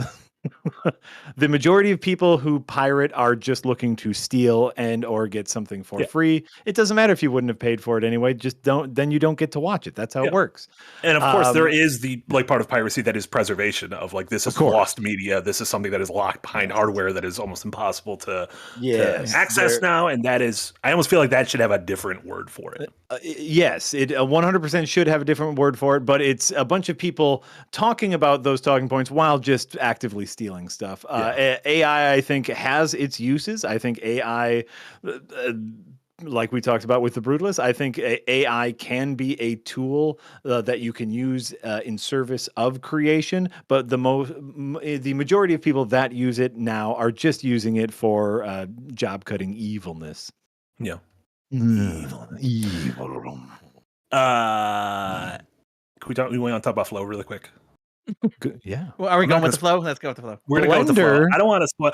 If we want to talk Blender, if we want to, if are Jack you putting said, a cat in a blender? Is that what we're doing here? If Jack said that The Brutalist is a difficult movie to recommend, I think Flow is a very easy movie to recommend. Except that apparently is why you are the host, Marty. Apparently to Eric's mom. Eric tried to recommend Flow, and Eric's mom was like, "I don't like the fact that the cat doesn't Eric, talk." don't show the picture of the cat in the blender. The blender, Eric. That's why Eric's mom wouldn't watch the movie, because that's how Eric pitched the movie. Darren, I believe you saw Flow at Con, right? At Cannes. Yeah, and that's where it was put on my radar. That's the first time I ever heard about it. Was you writing about it, and then it's just finally now hit VOD. I rented it last night, watched it. It was like my favorite 90 minutes of this young year so far. Yeah. Granted, it's been a bad young year so far, but just the most blissful 90 minutes I've had. Tell people about Flow. No, Flow's incredible. I mean, I will say it was one of those experiences which feels like it's the experience you want to have at a film festival, which is you go to the world premiere of this movie and you come out and you check your email and there's an email announcing that it's just been snatched up for international distribution. Mm-hmm. Like, it is very much like nobody knew what this movie was going into it. And by the end of it, it was like, well, turns out that there was a bidding war over it and now this will be distributed. It is just a masterpiece. It is entirely silent. It is computer generated animation. It's not quite. Okay, it's dialogue-less. Yes. Okay. Yeah.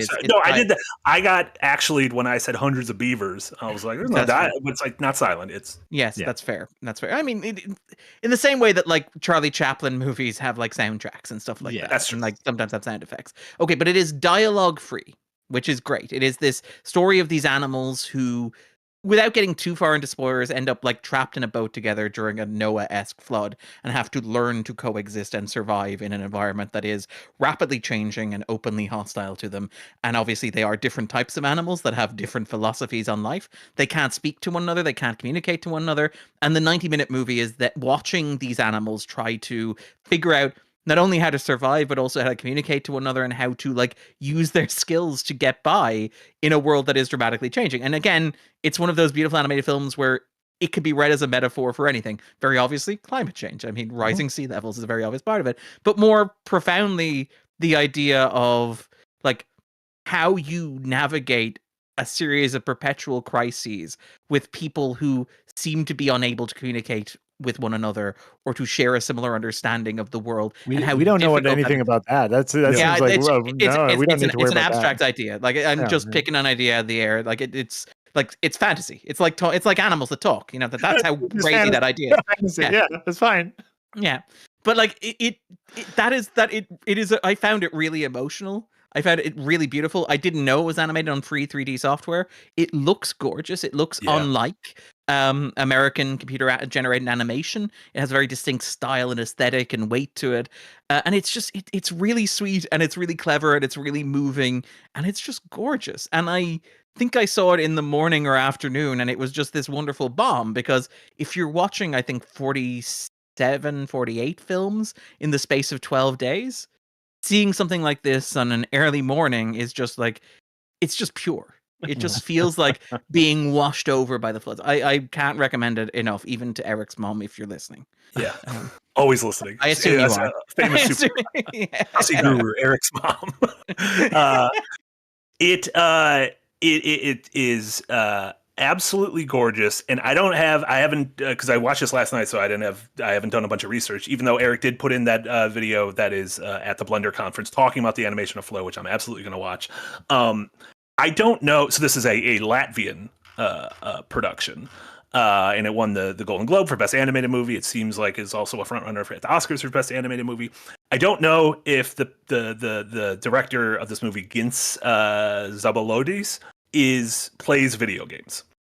However, this to me feels so much like a Team Eco game about like Eco or even The Last Guardian, which are these, in video game terms, for folks who might not play them, like some of the most highly regarded quote unquote artistic games. They generally tell stories where characters can't communicate with each other for one reason or another. In Eco, it's two characters who do not speak the same language, and so they need to get out of this situation. They need to learn to trust one another and get out of a situation, sort of in an "it takes a village" kind of way.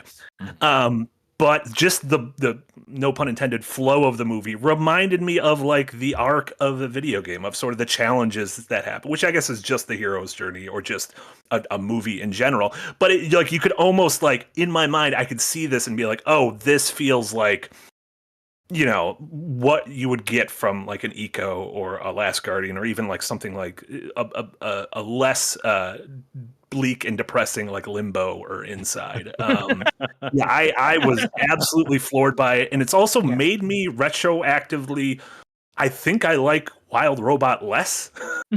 Yes, because I saw it and I'm like, oh, this is what I wanted all of, because Wild Robot kind of feels like this at the beginning. Yes. And then all the, the actors come in, and I enjoyed Wild Robot, but then seeing this, I was like, oh, this is I think what I wanted that to be.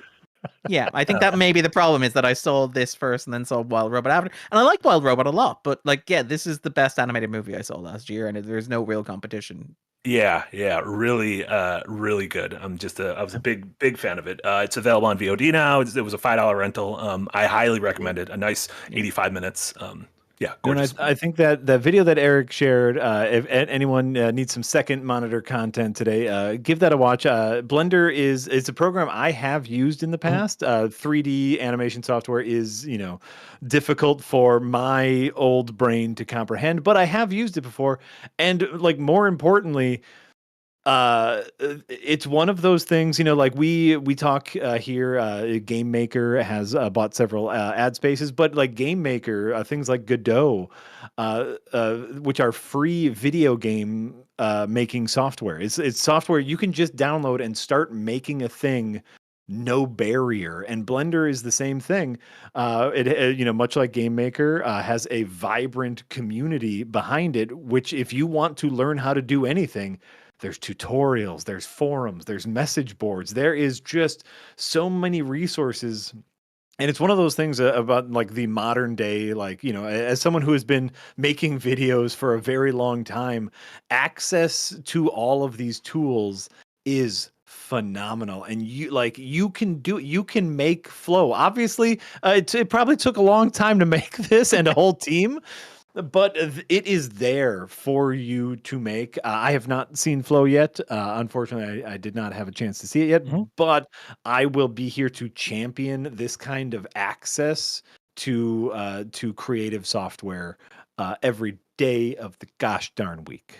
Yeah, great stuff. This is also one of those give this team as much money as humanly possible to make literally whatever they want next. Let them do a Red Hulk movie. A wordless Red Hulk movie. I do love the idea of it being Captain America, Red Hulk, the Israeli super soldier, and Condor in a boat. That just being the entire premise. And it's you're waiting the aft. You could just change back into Harrison Ford. Yeah. And it's there'd be so much more room. Yeah. No. Harrison Ford doesn't want to be on set today.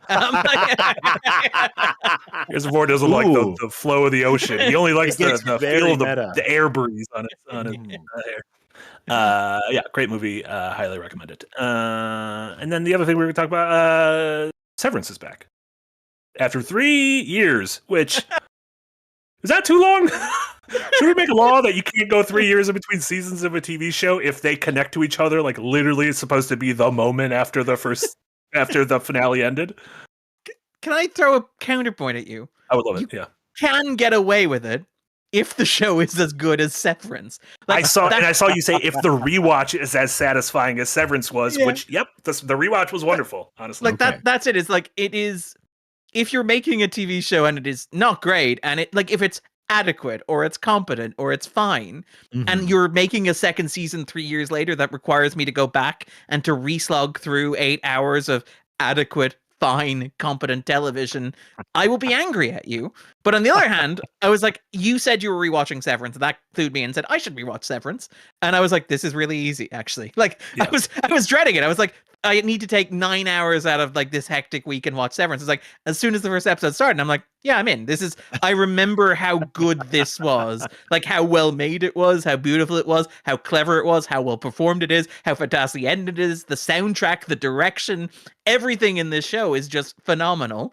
And it's like I'm fine because it's like if you had released it last year or the year before, I maybe wouldn't have rewatched the first season. So you get a pass. You get a pass from me. From me. No, it's also like we'd be hypocritical if we were like, we need this. This is slop for us to consume, and I need it on an annual basis. Even though it is. Why can't you make 18 episodes of Severance that have been dramatically retooled based on a Variety article complaining that they don't get back to the office until 4 episodes into the season? It is weird to just remember what TV used to be, where it was. It's gone and it starts in September, it ends in May, and then it's back in September. Yeah. Whereas now it's like, oh wow, yeah, that was 3 years ago. It also may never come back. It also just may, yeah. Like the thing with Severance is that apparently it was a very difficult production for the second season because, and again, I can kind of see that because like the first season is so full of ideas, and it's a thing that happens with most TV shows like this, where a writer is stewing with these ideas and has these ideas cooking and percolating and like thinking about them and how they fit together.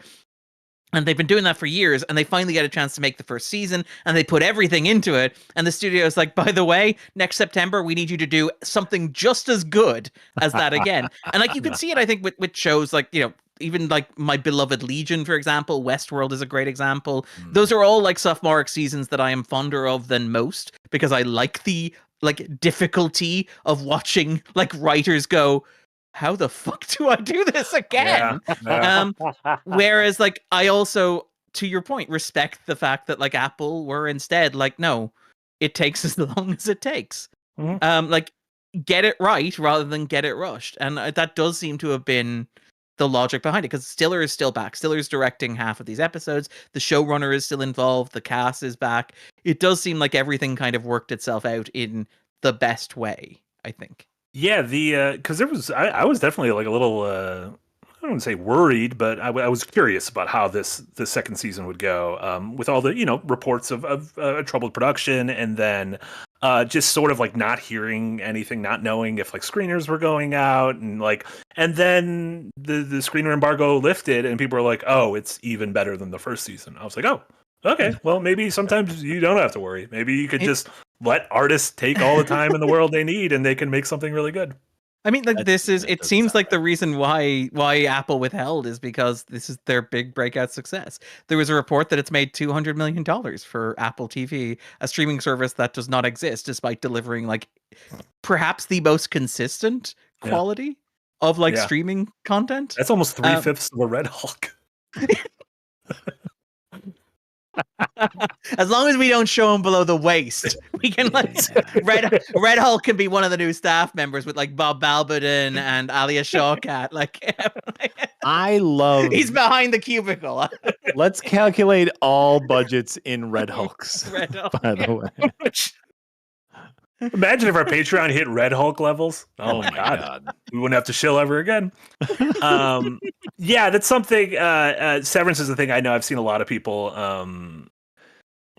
get onto it lately. There was that what I thought was like a really effective marketing thing in Grand Central Station where they created like a big pop-up like glass cube where they built like the replica cubicles, and they had the actors in there like working for the evening, including Adam Scott and everyone, which I thought was just really cool and kind of something that like only Apple could do.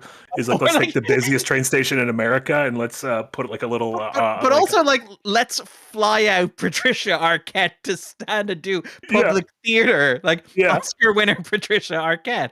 Like it's like Travis Tillman, who plays Milchek. He has a beard in that like walk-in, and you can imagine the conversations with Apple where it's like, if we pay an extra $50 million, could we lose the beard and get the mustache? How do you feel about that? What is the price on you shaving? Which is also great. We don't understand the product that we've made as well. Yeah. Like it is like, so this show's about like the evils of capitalism and the way in which we treat workers as objects. Yeah. So the beard, how much that costs? Everything's got a price.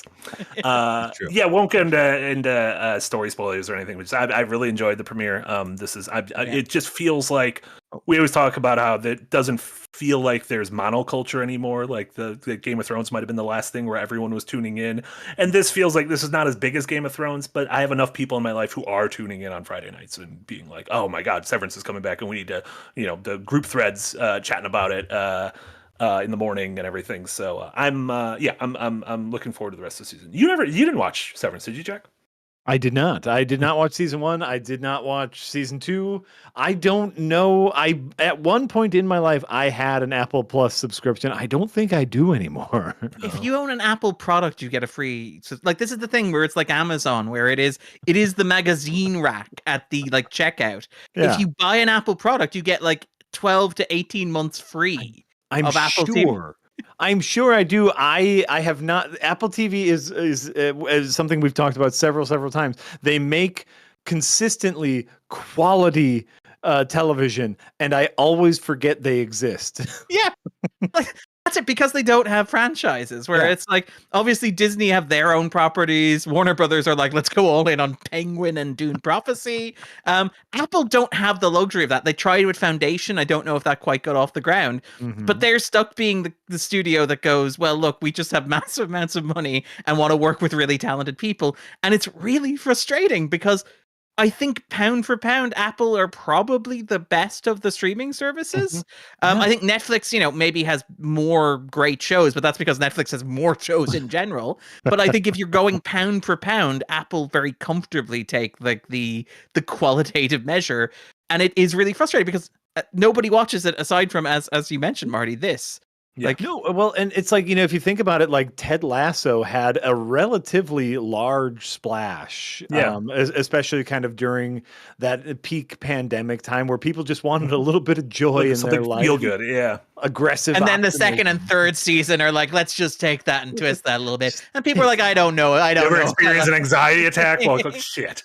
like Mythic Quest, I put up there, like I put Quiet Dark Death as like one of my favorite episodes of television, period. It's a phenomenal series. That episode in particular is a standout. Silo, based off of one of my favorite books of all time, I think is a fine show. I know, like, they had a season 2 as well. I didn't watch it because I forget Apple TV exists. Have you seen the second season of Mythic Quest? Yeah. Okay, because they also have a really great episode with the Big Hurt in it, which I recommend entirely. Yes.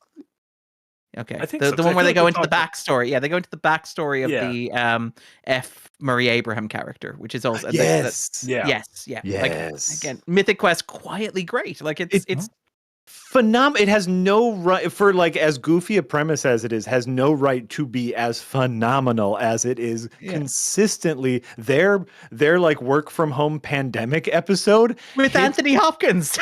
Right. And it hits so goddamn hard. You will be weeping. By the way, like, I love that, like, that is the extent to which Apple are like throwing money. Nobody knows Mythic Quest exists, despite like us thinking it's great. And it's like, you got Anthony Hopkins money. You got Anthony Hopkins immediately after he won his second Oscar money. It's like, yeah, I guess I look at the fact that when you go out in public, you see 100 iPhones, and you're like, oh yeah, I guess okay, yeah, that checks out. That checks out. It's a rounding great. error. Like, Yeah, it's great. Like, I do think like part of the issue is like the inconsistency as far as their releases, where like I will like right now I have a great backlog. I can watch I'll get Apple Plus. I'll catch up on Succession. I'll catch up on I think New Mythic Quest is coming out. I'll watch Silo. Like, and I'll gorge myself. But then there will be a lull. And because they don't have the backlog of Netflix and they don't have anything to keep me around, they will just fade for a little bit. And it does almost feel like a thing you could pop in and be like, I'm going to get it just for the holiday break every year and then catch up on Shrinking and Monarch and Blackbird. Sugar, don't forget Sugar. I would never forget Sugar. What a twist. what is going on? What is going on? But they've got the franchise. No, they've got the studio, which is like the franchise, bigger with like Seth Rogen and Scorsese right? appears in the trailer. Sure, yeah. John Hamm's first like lead like starring role in a TV series is this Apple. Is he not in Landman? Well, I would say he's the main character of this thing. Okay. And Jerry Jones was the main character. By the way, I like. After we had that conversation, I went to Vulture, and Vulture's headline was "Give Jerry Jones the Emmy." Give Jerry Jones the Emmy, but still, because players are bad, but also he deserves an Emmy. But yeah, a Speakeasy, you're right. You pay for a month and then you ignore the rest of the year, which is that's a fine thing because you are getting the like highest tier quality entertainment you can get $1 per minute, and then you forget they exist for 11 months. Yeah. and also, like, to Marty's point, the monoculture doesn't exist anymore, so there's no impetus to watch them right now. You don't have to watch, like, as much as we are talking about Severance right now, you don't have to watch Severance right now. As Marty said, you could have watched Severance at any point in the past 3 years, and many people have. And honestly, the best point probably would have been like 2 weeks ago. 2 weeks ago, yeah.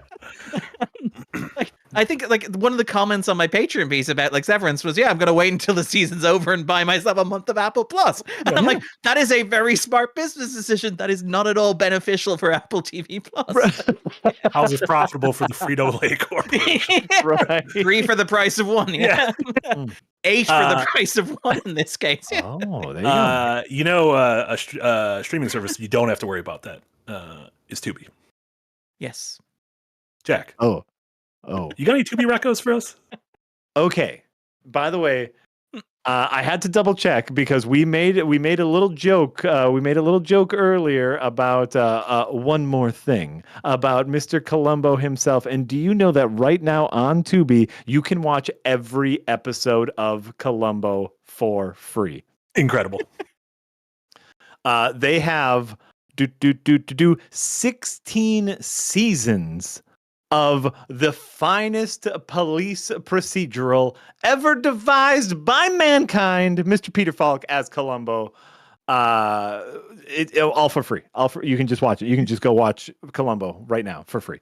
Is it the first episode that aired or the first episode produced is directed by Spielberg? There's some sort of what? Is that true? I think I don't know whether it was first aired or first produced, but one of the very first episodes of Columbo is directed by Spielberg. Beautiful. The season 1 premiere, which is apparently not the pilot. Okay. There was a pilot for the season 1 premiere, Murder on the Book. Murder by the Book, Steven Spielberg. Yep. There you go. So he made War of the Worlds. That's what you single out. It's like, he made The Terminal. Yeah, from the visionary of The Terminal. I watched The Terminal so many times on DVD, and I don't know why. Why did I do that?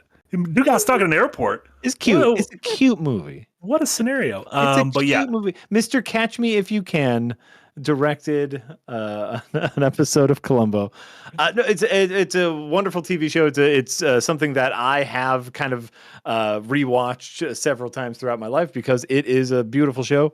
Go watch Columbo. You don't have to sign up for anything. Tubi does not give us money, yet we still keep this segment going every week. We reach out to just to ask a question. Yeah. Have we reached out to Tubi, and should one of us reach out to Tubi? I will make it my job to reach out to Tubi this week. Google, how do I email Tubi? Because it does seem like the kind of company that has a fax machine. Like that's Sure. Honestly, Jack, you seem like the kind of guy that also have a fax machine somewhere. I might have a fax machine somewhere. Also, after Columbo, that's like the family tree of would you like Columbo but beefcake, and then you can go down to Reacher, or would you like Columbo but like chain smoking borderline alcoholic, and then you can go to Poker Face. So and you got Poker your own Face is little- back this year as well, isn't it? They're Oh in my God. post production. I'm Poker so Face is excited so about it. good. Love Hell Poker yeah. Face. Poker Yeah. I'm so excited about it. Jack, did you watch anything else? Any other tidbits you want to talk about? We want. You know what I watched? That was a surprisingly good. I was not prepared for it to be good. Is Transformers 1. Oh, the original, yeah. The animated. No. The animated one with O-N-E. Chris Hemsworth and what's his face? I Henry, actually Henry, minded Henry. I think, Darren, you weren't crazy about it, correct? No, I was No. not crazy about I actually it. didn't mind it. I'm not a Transformer. My expectations were 0 and lower, and it rose beyond that. Where it's like, oh, this is competent. I will be clear. I was like the one person in that cinema who wasn't bowled over by it. Like I'm well aware that I'm an outlier. I was surrounded by people who were like getting up and cheering, tearing the seats out of the cinema, which just seemed rude. That's too much. That's too much. Which is rude. They jumped behind the counter and stole all the bunch of crunch. We don't even have it in Ireland, but somehow they found it. No, like, and that's too much. Cheering, clapping is way too much. Like, even laughing too much is too much for Transformers 1. But it was one of those movies. I watched it with my kids, and at the end of it, we were all like, "That wasn't bad." All right. I will shout out over Christmas. I think Bumblebee was on television, and that is a perfectly that is like I think Bumblebee's the best. great. Like Bumblebee is the platonic ideal of a Transformers movie in that like it largely understands that it is like aimed at children and 80s nostalgia. Where it's like not to besmirch the Transformers franchise, and I realize I'm very shaky. I don't care about Transformers. But and some of the comics are great. The IDW comics are very good. The G.I. Joe crossover is like better than it should be. But like Transformers exist in like the milieu of like Reagan era American pop culture, where they are like literally we removed the legislation that prevents us from making half-hour animated commercial to sell toys directly to children. So how do we do that now? And how do we exploit this? And we make Transformers, which is literally a cartoon show designed to sell toys to kids. Correct. The perfect space for that is 80s nostalgia. So like Bumblebee is the one Transformers movie that for me understands that like when you or at least when I remember Transformers too, I'm not going to generalize and speak for everybody. When I remember Transformers, I remember it in the context of 80s pop culture, 80s music, 80s fashion, 80s like ambience. And so like Bumblebee works really well for me because it's like, yeah, I'm not actually nostalgic for Transformers. I'm nostalgic for the era from which Transformers came, which is like the perfect level for me. And maybe that's why Transformers 1 doesn't work because I'm not into the lore or whatever. But like, no, and I did not grow up watching Transformers. I do not care about Transformers all. Like I said, the thing is, like it was one of those like the kids wanted to watch it. Okay, fine, I'll watch a stupid, crappy Transformers movie, and it was okay instead of being stupid and crappy. And so I was blown away that it was adequate. Adequate is what we aim for. Right. Yeah. I love it. Darren, you check out anything worth mentioning? Yeah, I mean, just very. That's literally everything we mentioned. Yeah, try to think now. I mean, obviously, I rewatched Severance. You see this Wolfman? You see this Wolfman movie? I have not seen the Wolfman because I was editing Craven. It was I was like on Friday night. Do I go and see Wolfman and Baby Girl, the ultimate double feature, or do I edit a video on Craven that is 25 minutes long for some godforsaken reason? Because like the world needs to know my thoughts on Craven. No. So I did not see Baby Girl. I did not see the Wolfman. Which is a shame because I love The Invisible Man, and I'm like Lee Wannell directing a movie I will generally be there for. I think Upgrade is phenomenal as well. Yeah. I have heard things about the Wolfman that have like tempered my enthusiasm. I will still check it out. I did rewatch because I was a Brutalist boy. I was in the Brutalist headspace. I did rewatch a bunch of Paul Thomas Anderson movies. Turns out the guy makes great movies. Like There Will Be Blood. Yeah, There Will Be Blood. Pretty good movie. Like Pretty good movie. There Will Be Blood is like a masterpiece of American cinema, and it's like I'm watching it going, have I wasted my life by not just watching this every night? Seriously. Like, is my life poorer because I have waited like 5 or 10 years since my last rewatch of this. I think like it is maybe Day-Lewis's best performance, and like there is a solid argument for Day-Lewis as the greatest actor to ever do it. I literally think it might be the best acting ever. Yeah. Like it is incredible. Like Plainview is such a compelling, incredible character where like you hate him and he is an awful human being, but he is so compelling to watch and to watch the gears turn in his head and to figure out what he actually cares about, if anything. And like it is so, again, like the Brutalist, so heavy in its metaphors. He is a man who digs literally, physically, metaphorically. Like he is never more comfortable than when he is putting a shovel into the ground and digging into the dirt and the grime. But it is just this beautiful poetic expression of like the twin religions of America, which are like Protestantism and capitalism, and the battle and tug of war that exists between the two. I loved it so much. And I also rewatched, obviously, The Master, which is also a masterpiece. And again, another movie where you're like, is this the best performance in the history of film? Where you're just watching Philip Seymour Hoffman. And like, again, that thing where like with Lynch, I imagine I'm going to have the same thing, which is, I can't believe he's gone. Like, and selfishly, because obviously he's a human being and any human being dying is tragic. But selfishly, I'm like, why can't I have, why is there not more of this? Like, why, we are lesser for this. And it's like, you feel really selfish because you're like, that is a terrible way to think about another person. But you're also like, this is what he did was incredible. And I wish that there were more of it. You know, I don't know, you know? Yeah. No, I think that's an incredible way to put it, which is just like, to me, that's all any of us can hope for, is for people to want more of us when we can't make any more, right? Like there is no greater compliment to another human being than, when you are not here, I want more of you. Yeah. Ladies. I'm now just imagining the poor soul, like the backdrop, like the rewind after I meet an unfortunate passing in some sort of accident involving being crushed by a 70mm reel of like the Brutalist 5, the brutaler days or whatever. And like the people watching going, really wish that Darren were here. Yeah, exactly. Good news. We got AI Darren coming over next episode. So. No.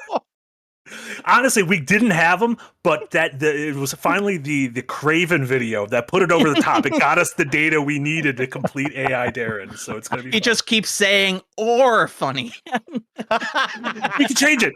Get Brody in here. We can change it. We can tweak the accent. I do love that. Like that is like Adrian Brody after his second Oscar. That's where his career ends up. Yeah. Can we use AI to have him say elevators instead of lifts? Can we do that?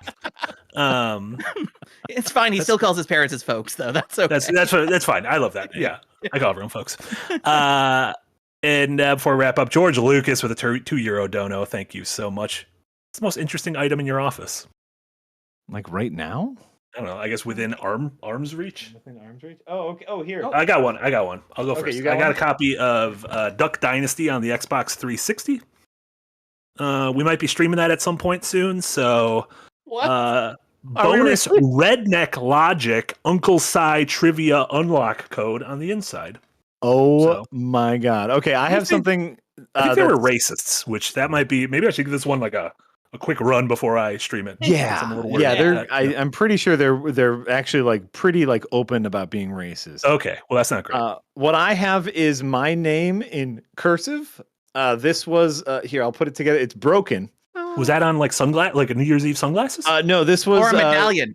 This was my name card for Omar's wedding, and I took it with me. But I should have known that. I literally had one of those too. Yeah, you literally had one of those too. It was a full month ago, though. That, to be fair, it broke, and so it's in 2 pieces. But it's on my desk because I keep telling myself I'm going to hot glue it back together, but it's like it's not going to happen.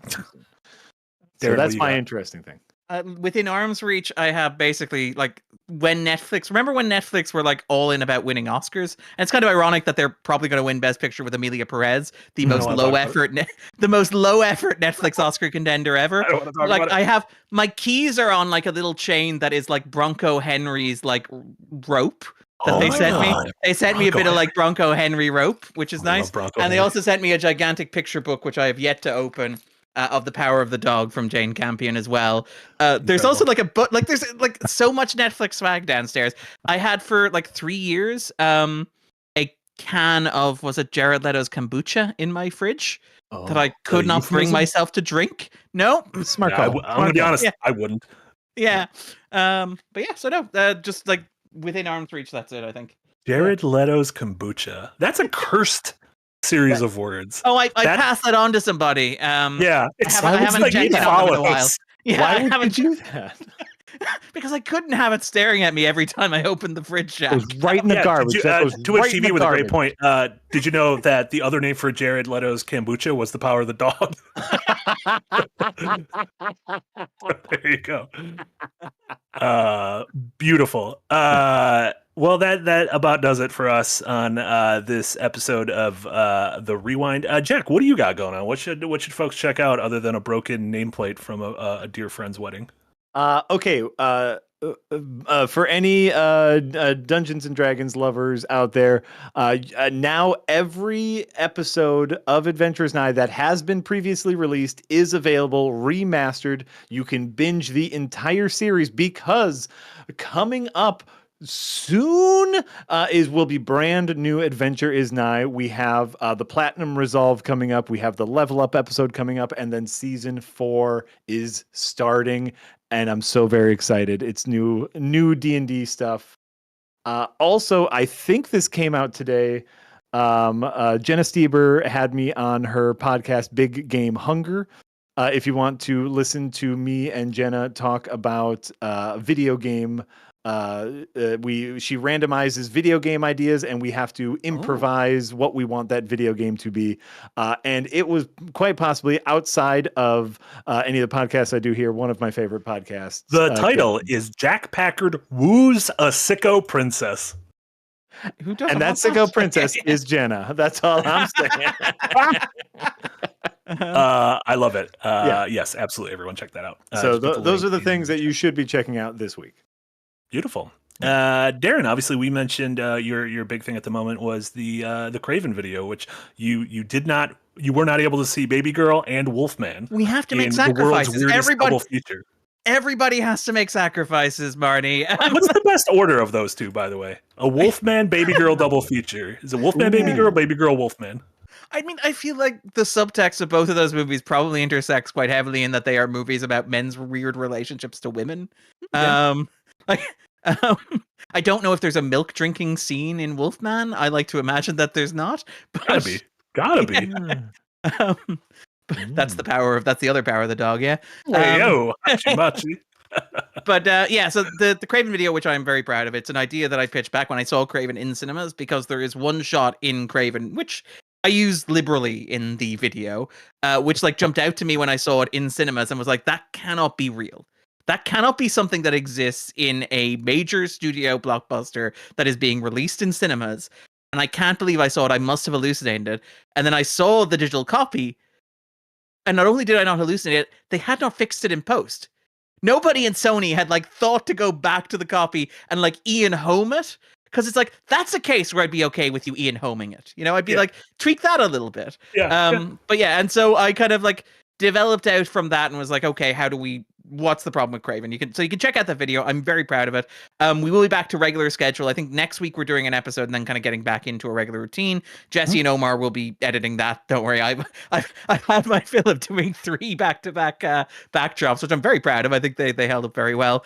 And then just to give a quick shout out, the podcast I host called The 250, we did an emergency David Lynch episode. I am recording. I'm editing that right now. I'm hoping to get it out tomorrow or Thursday. I don't know if I actually will. If not, it'll be Saturday, but check that out. And it has been pointed out in the Discord. Jack, you've been a guest on the podcast. Marty, you haven't. So at some point we will figure out if you guys want, and if you have free time, you're welcome to come back. I would love to have you on it. Because I have not. Yeah. Oh darn! I have to talk to Darren more. No, I only got 3 hours this week. Oh, drats!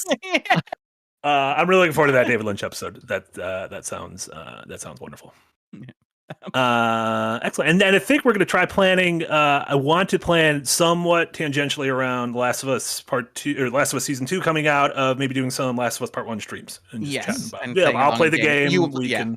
I'll play the game on easy mode and we can just chat. Jack, if you want to join, you can join. I don't know what your temperature. We don't have to talk about The Last of Us. You can just. I don't have to. I won't even share my screen with you. You won't even have to look at it. You can just talk about whatever you want. Nice. Then I'm in.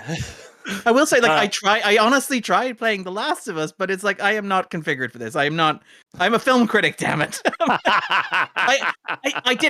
I played, is it Alien Rogue Incursion on virtual reality? Yeah. VR. Okay. And like it's a great concept. You're in the world of Alien, which is like what I was primarily looking forward to. After half an hour, like my brain was melting and my stomach felt it. I don't get seasick.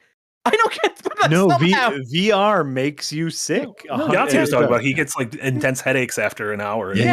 That's his job. Yeah. So, yeah, it's a weird, but like incredible game, by the way. Like it is, honestly, I'm not complaining about the game. It's a me problem, not a game problem. But yeah, I was like, I want to live in the world of Alien, which is a very strange thing to say, but maybe says more about the state of the world we're living right now. Than I'm like, I feel like a competently managed capitalist dystopia is probably where I want to be right now. I mean, Wayland Yutani's got some decent ideas. Let's hear them out. I mean, they are literally run by Van Buren from The Brutalist. That's true. That is true. That's great. And then, in terms of stuff on the channel, obviously big week, fully Ramblematic, semi-Ramblematic, Design Delve the rest of the week. We'll have Firelink tomorrow.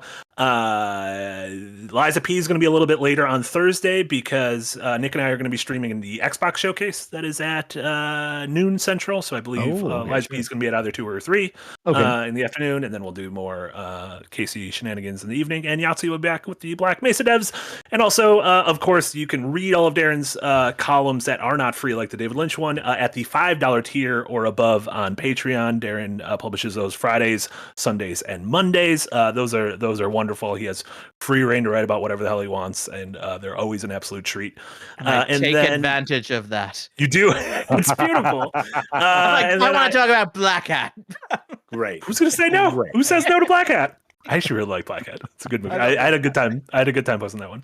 And then I write weekly columns on Tuesdays as well. I wrote today about why Switch 2, the name is fine. Don't worry about it. It's a fucking boring name, but sometimes boring is fine. You know what flavor is good? Vanilla.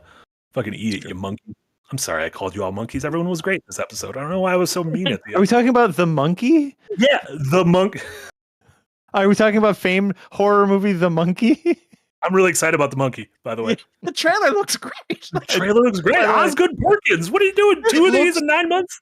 It looks really good. That's a stupid name. That is a stupid name for a movie. It looks really good. I mean, the concept of the movie is also quite stupid. In that, what if there was a monkey with a drum that was a toy that killed people in gruesome ways? Like, I feel like you're not burying the lead by being, let's just call it The Monkey. Okay, you know what? That's fair. I take it back. There you go. I take it back. It's all stupid. Do love the idea of like Universal, like a year from now, being like, you know what? If we just called it like The Crisis of Men, the evil that men do, we would have Best Picture Oscar right now. Yeah, right. Beautiful. It is. So the 2 monkey things are going to be watch a trailer for The Monkey and watch David Lynch's monkey film. It's great. Like, it's on Netflix, by the way, if you haven't seen it. Is it What Jack Did? I think is what it's called. What Jack Did? Yeah, that's the guy. Yeah. That's your name, Jack. Look at that monkey. Look at him. He looks great. Beautiful. For Darren, Jack, and Eric, this was Marty. This was Rewind episode 13. Thank you all so much, everyone, tuning in live on YouTube, listening to your podcast service of choice, and especially to all our patrons. We appreciate you all. Everyone have a wonderful rest of your Tuesdays, and we'll see you all later. Bye everyone. Bye.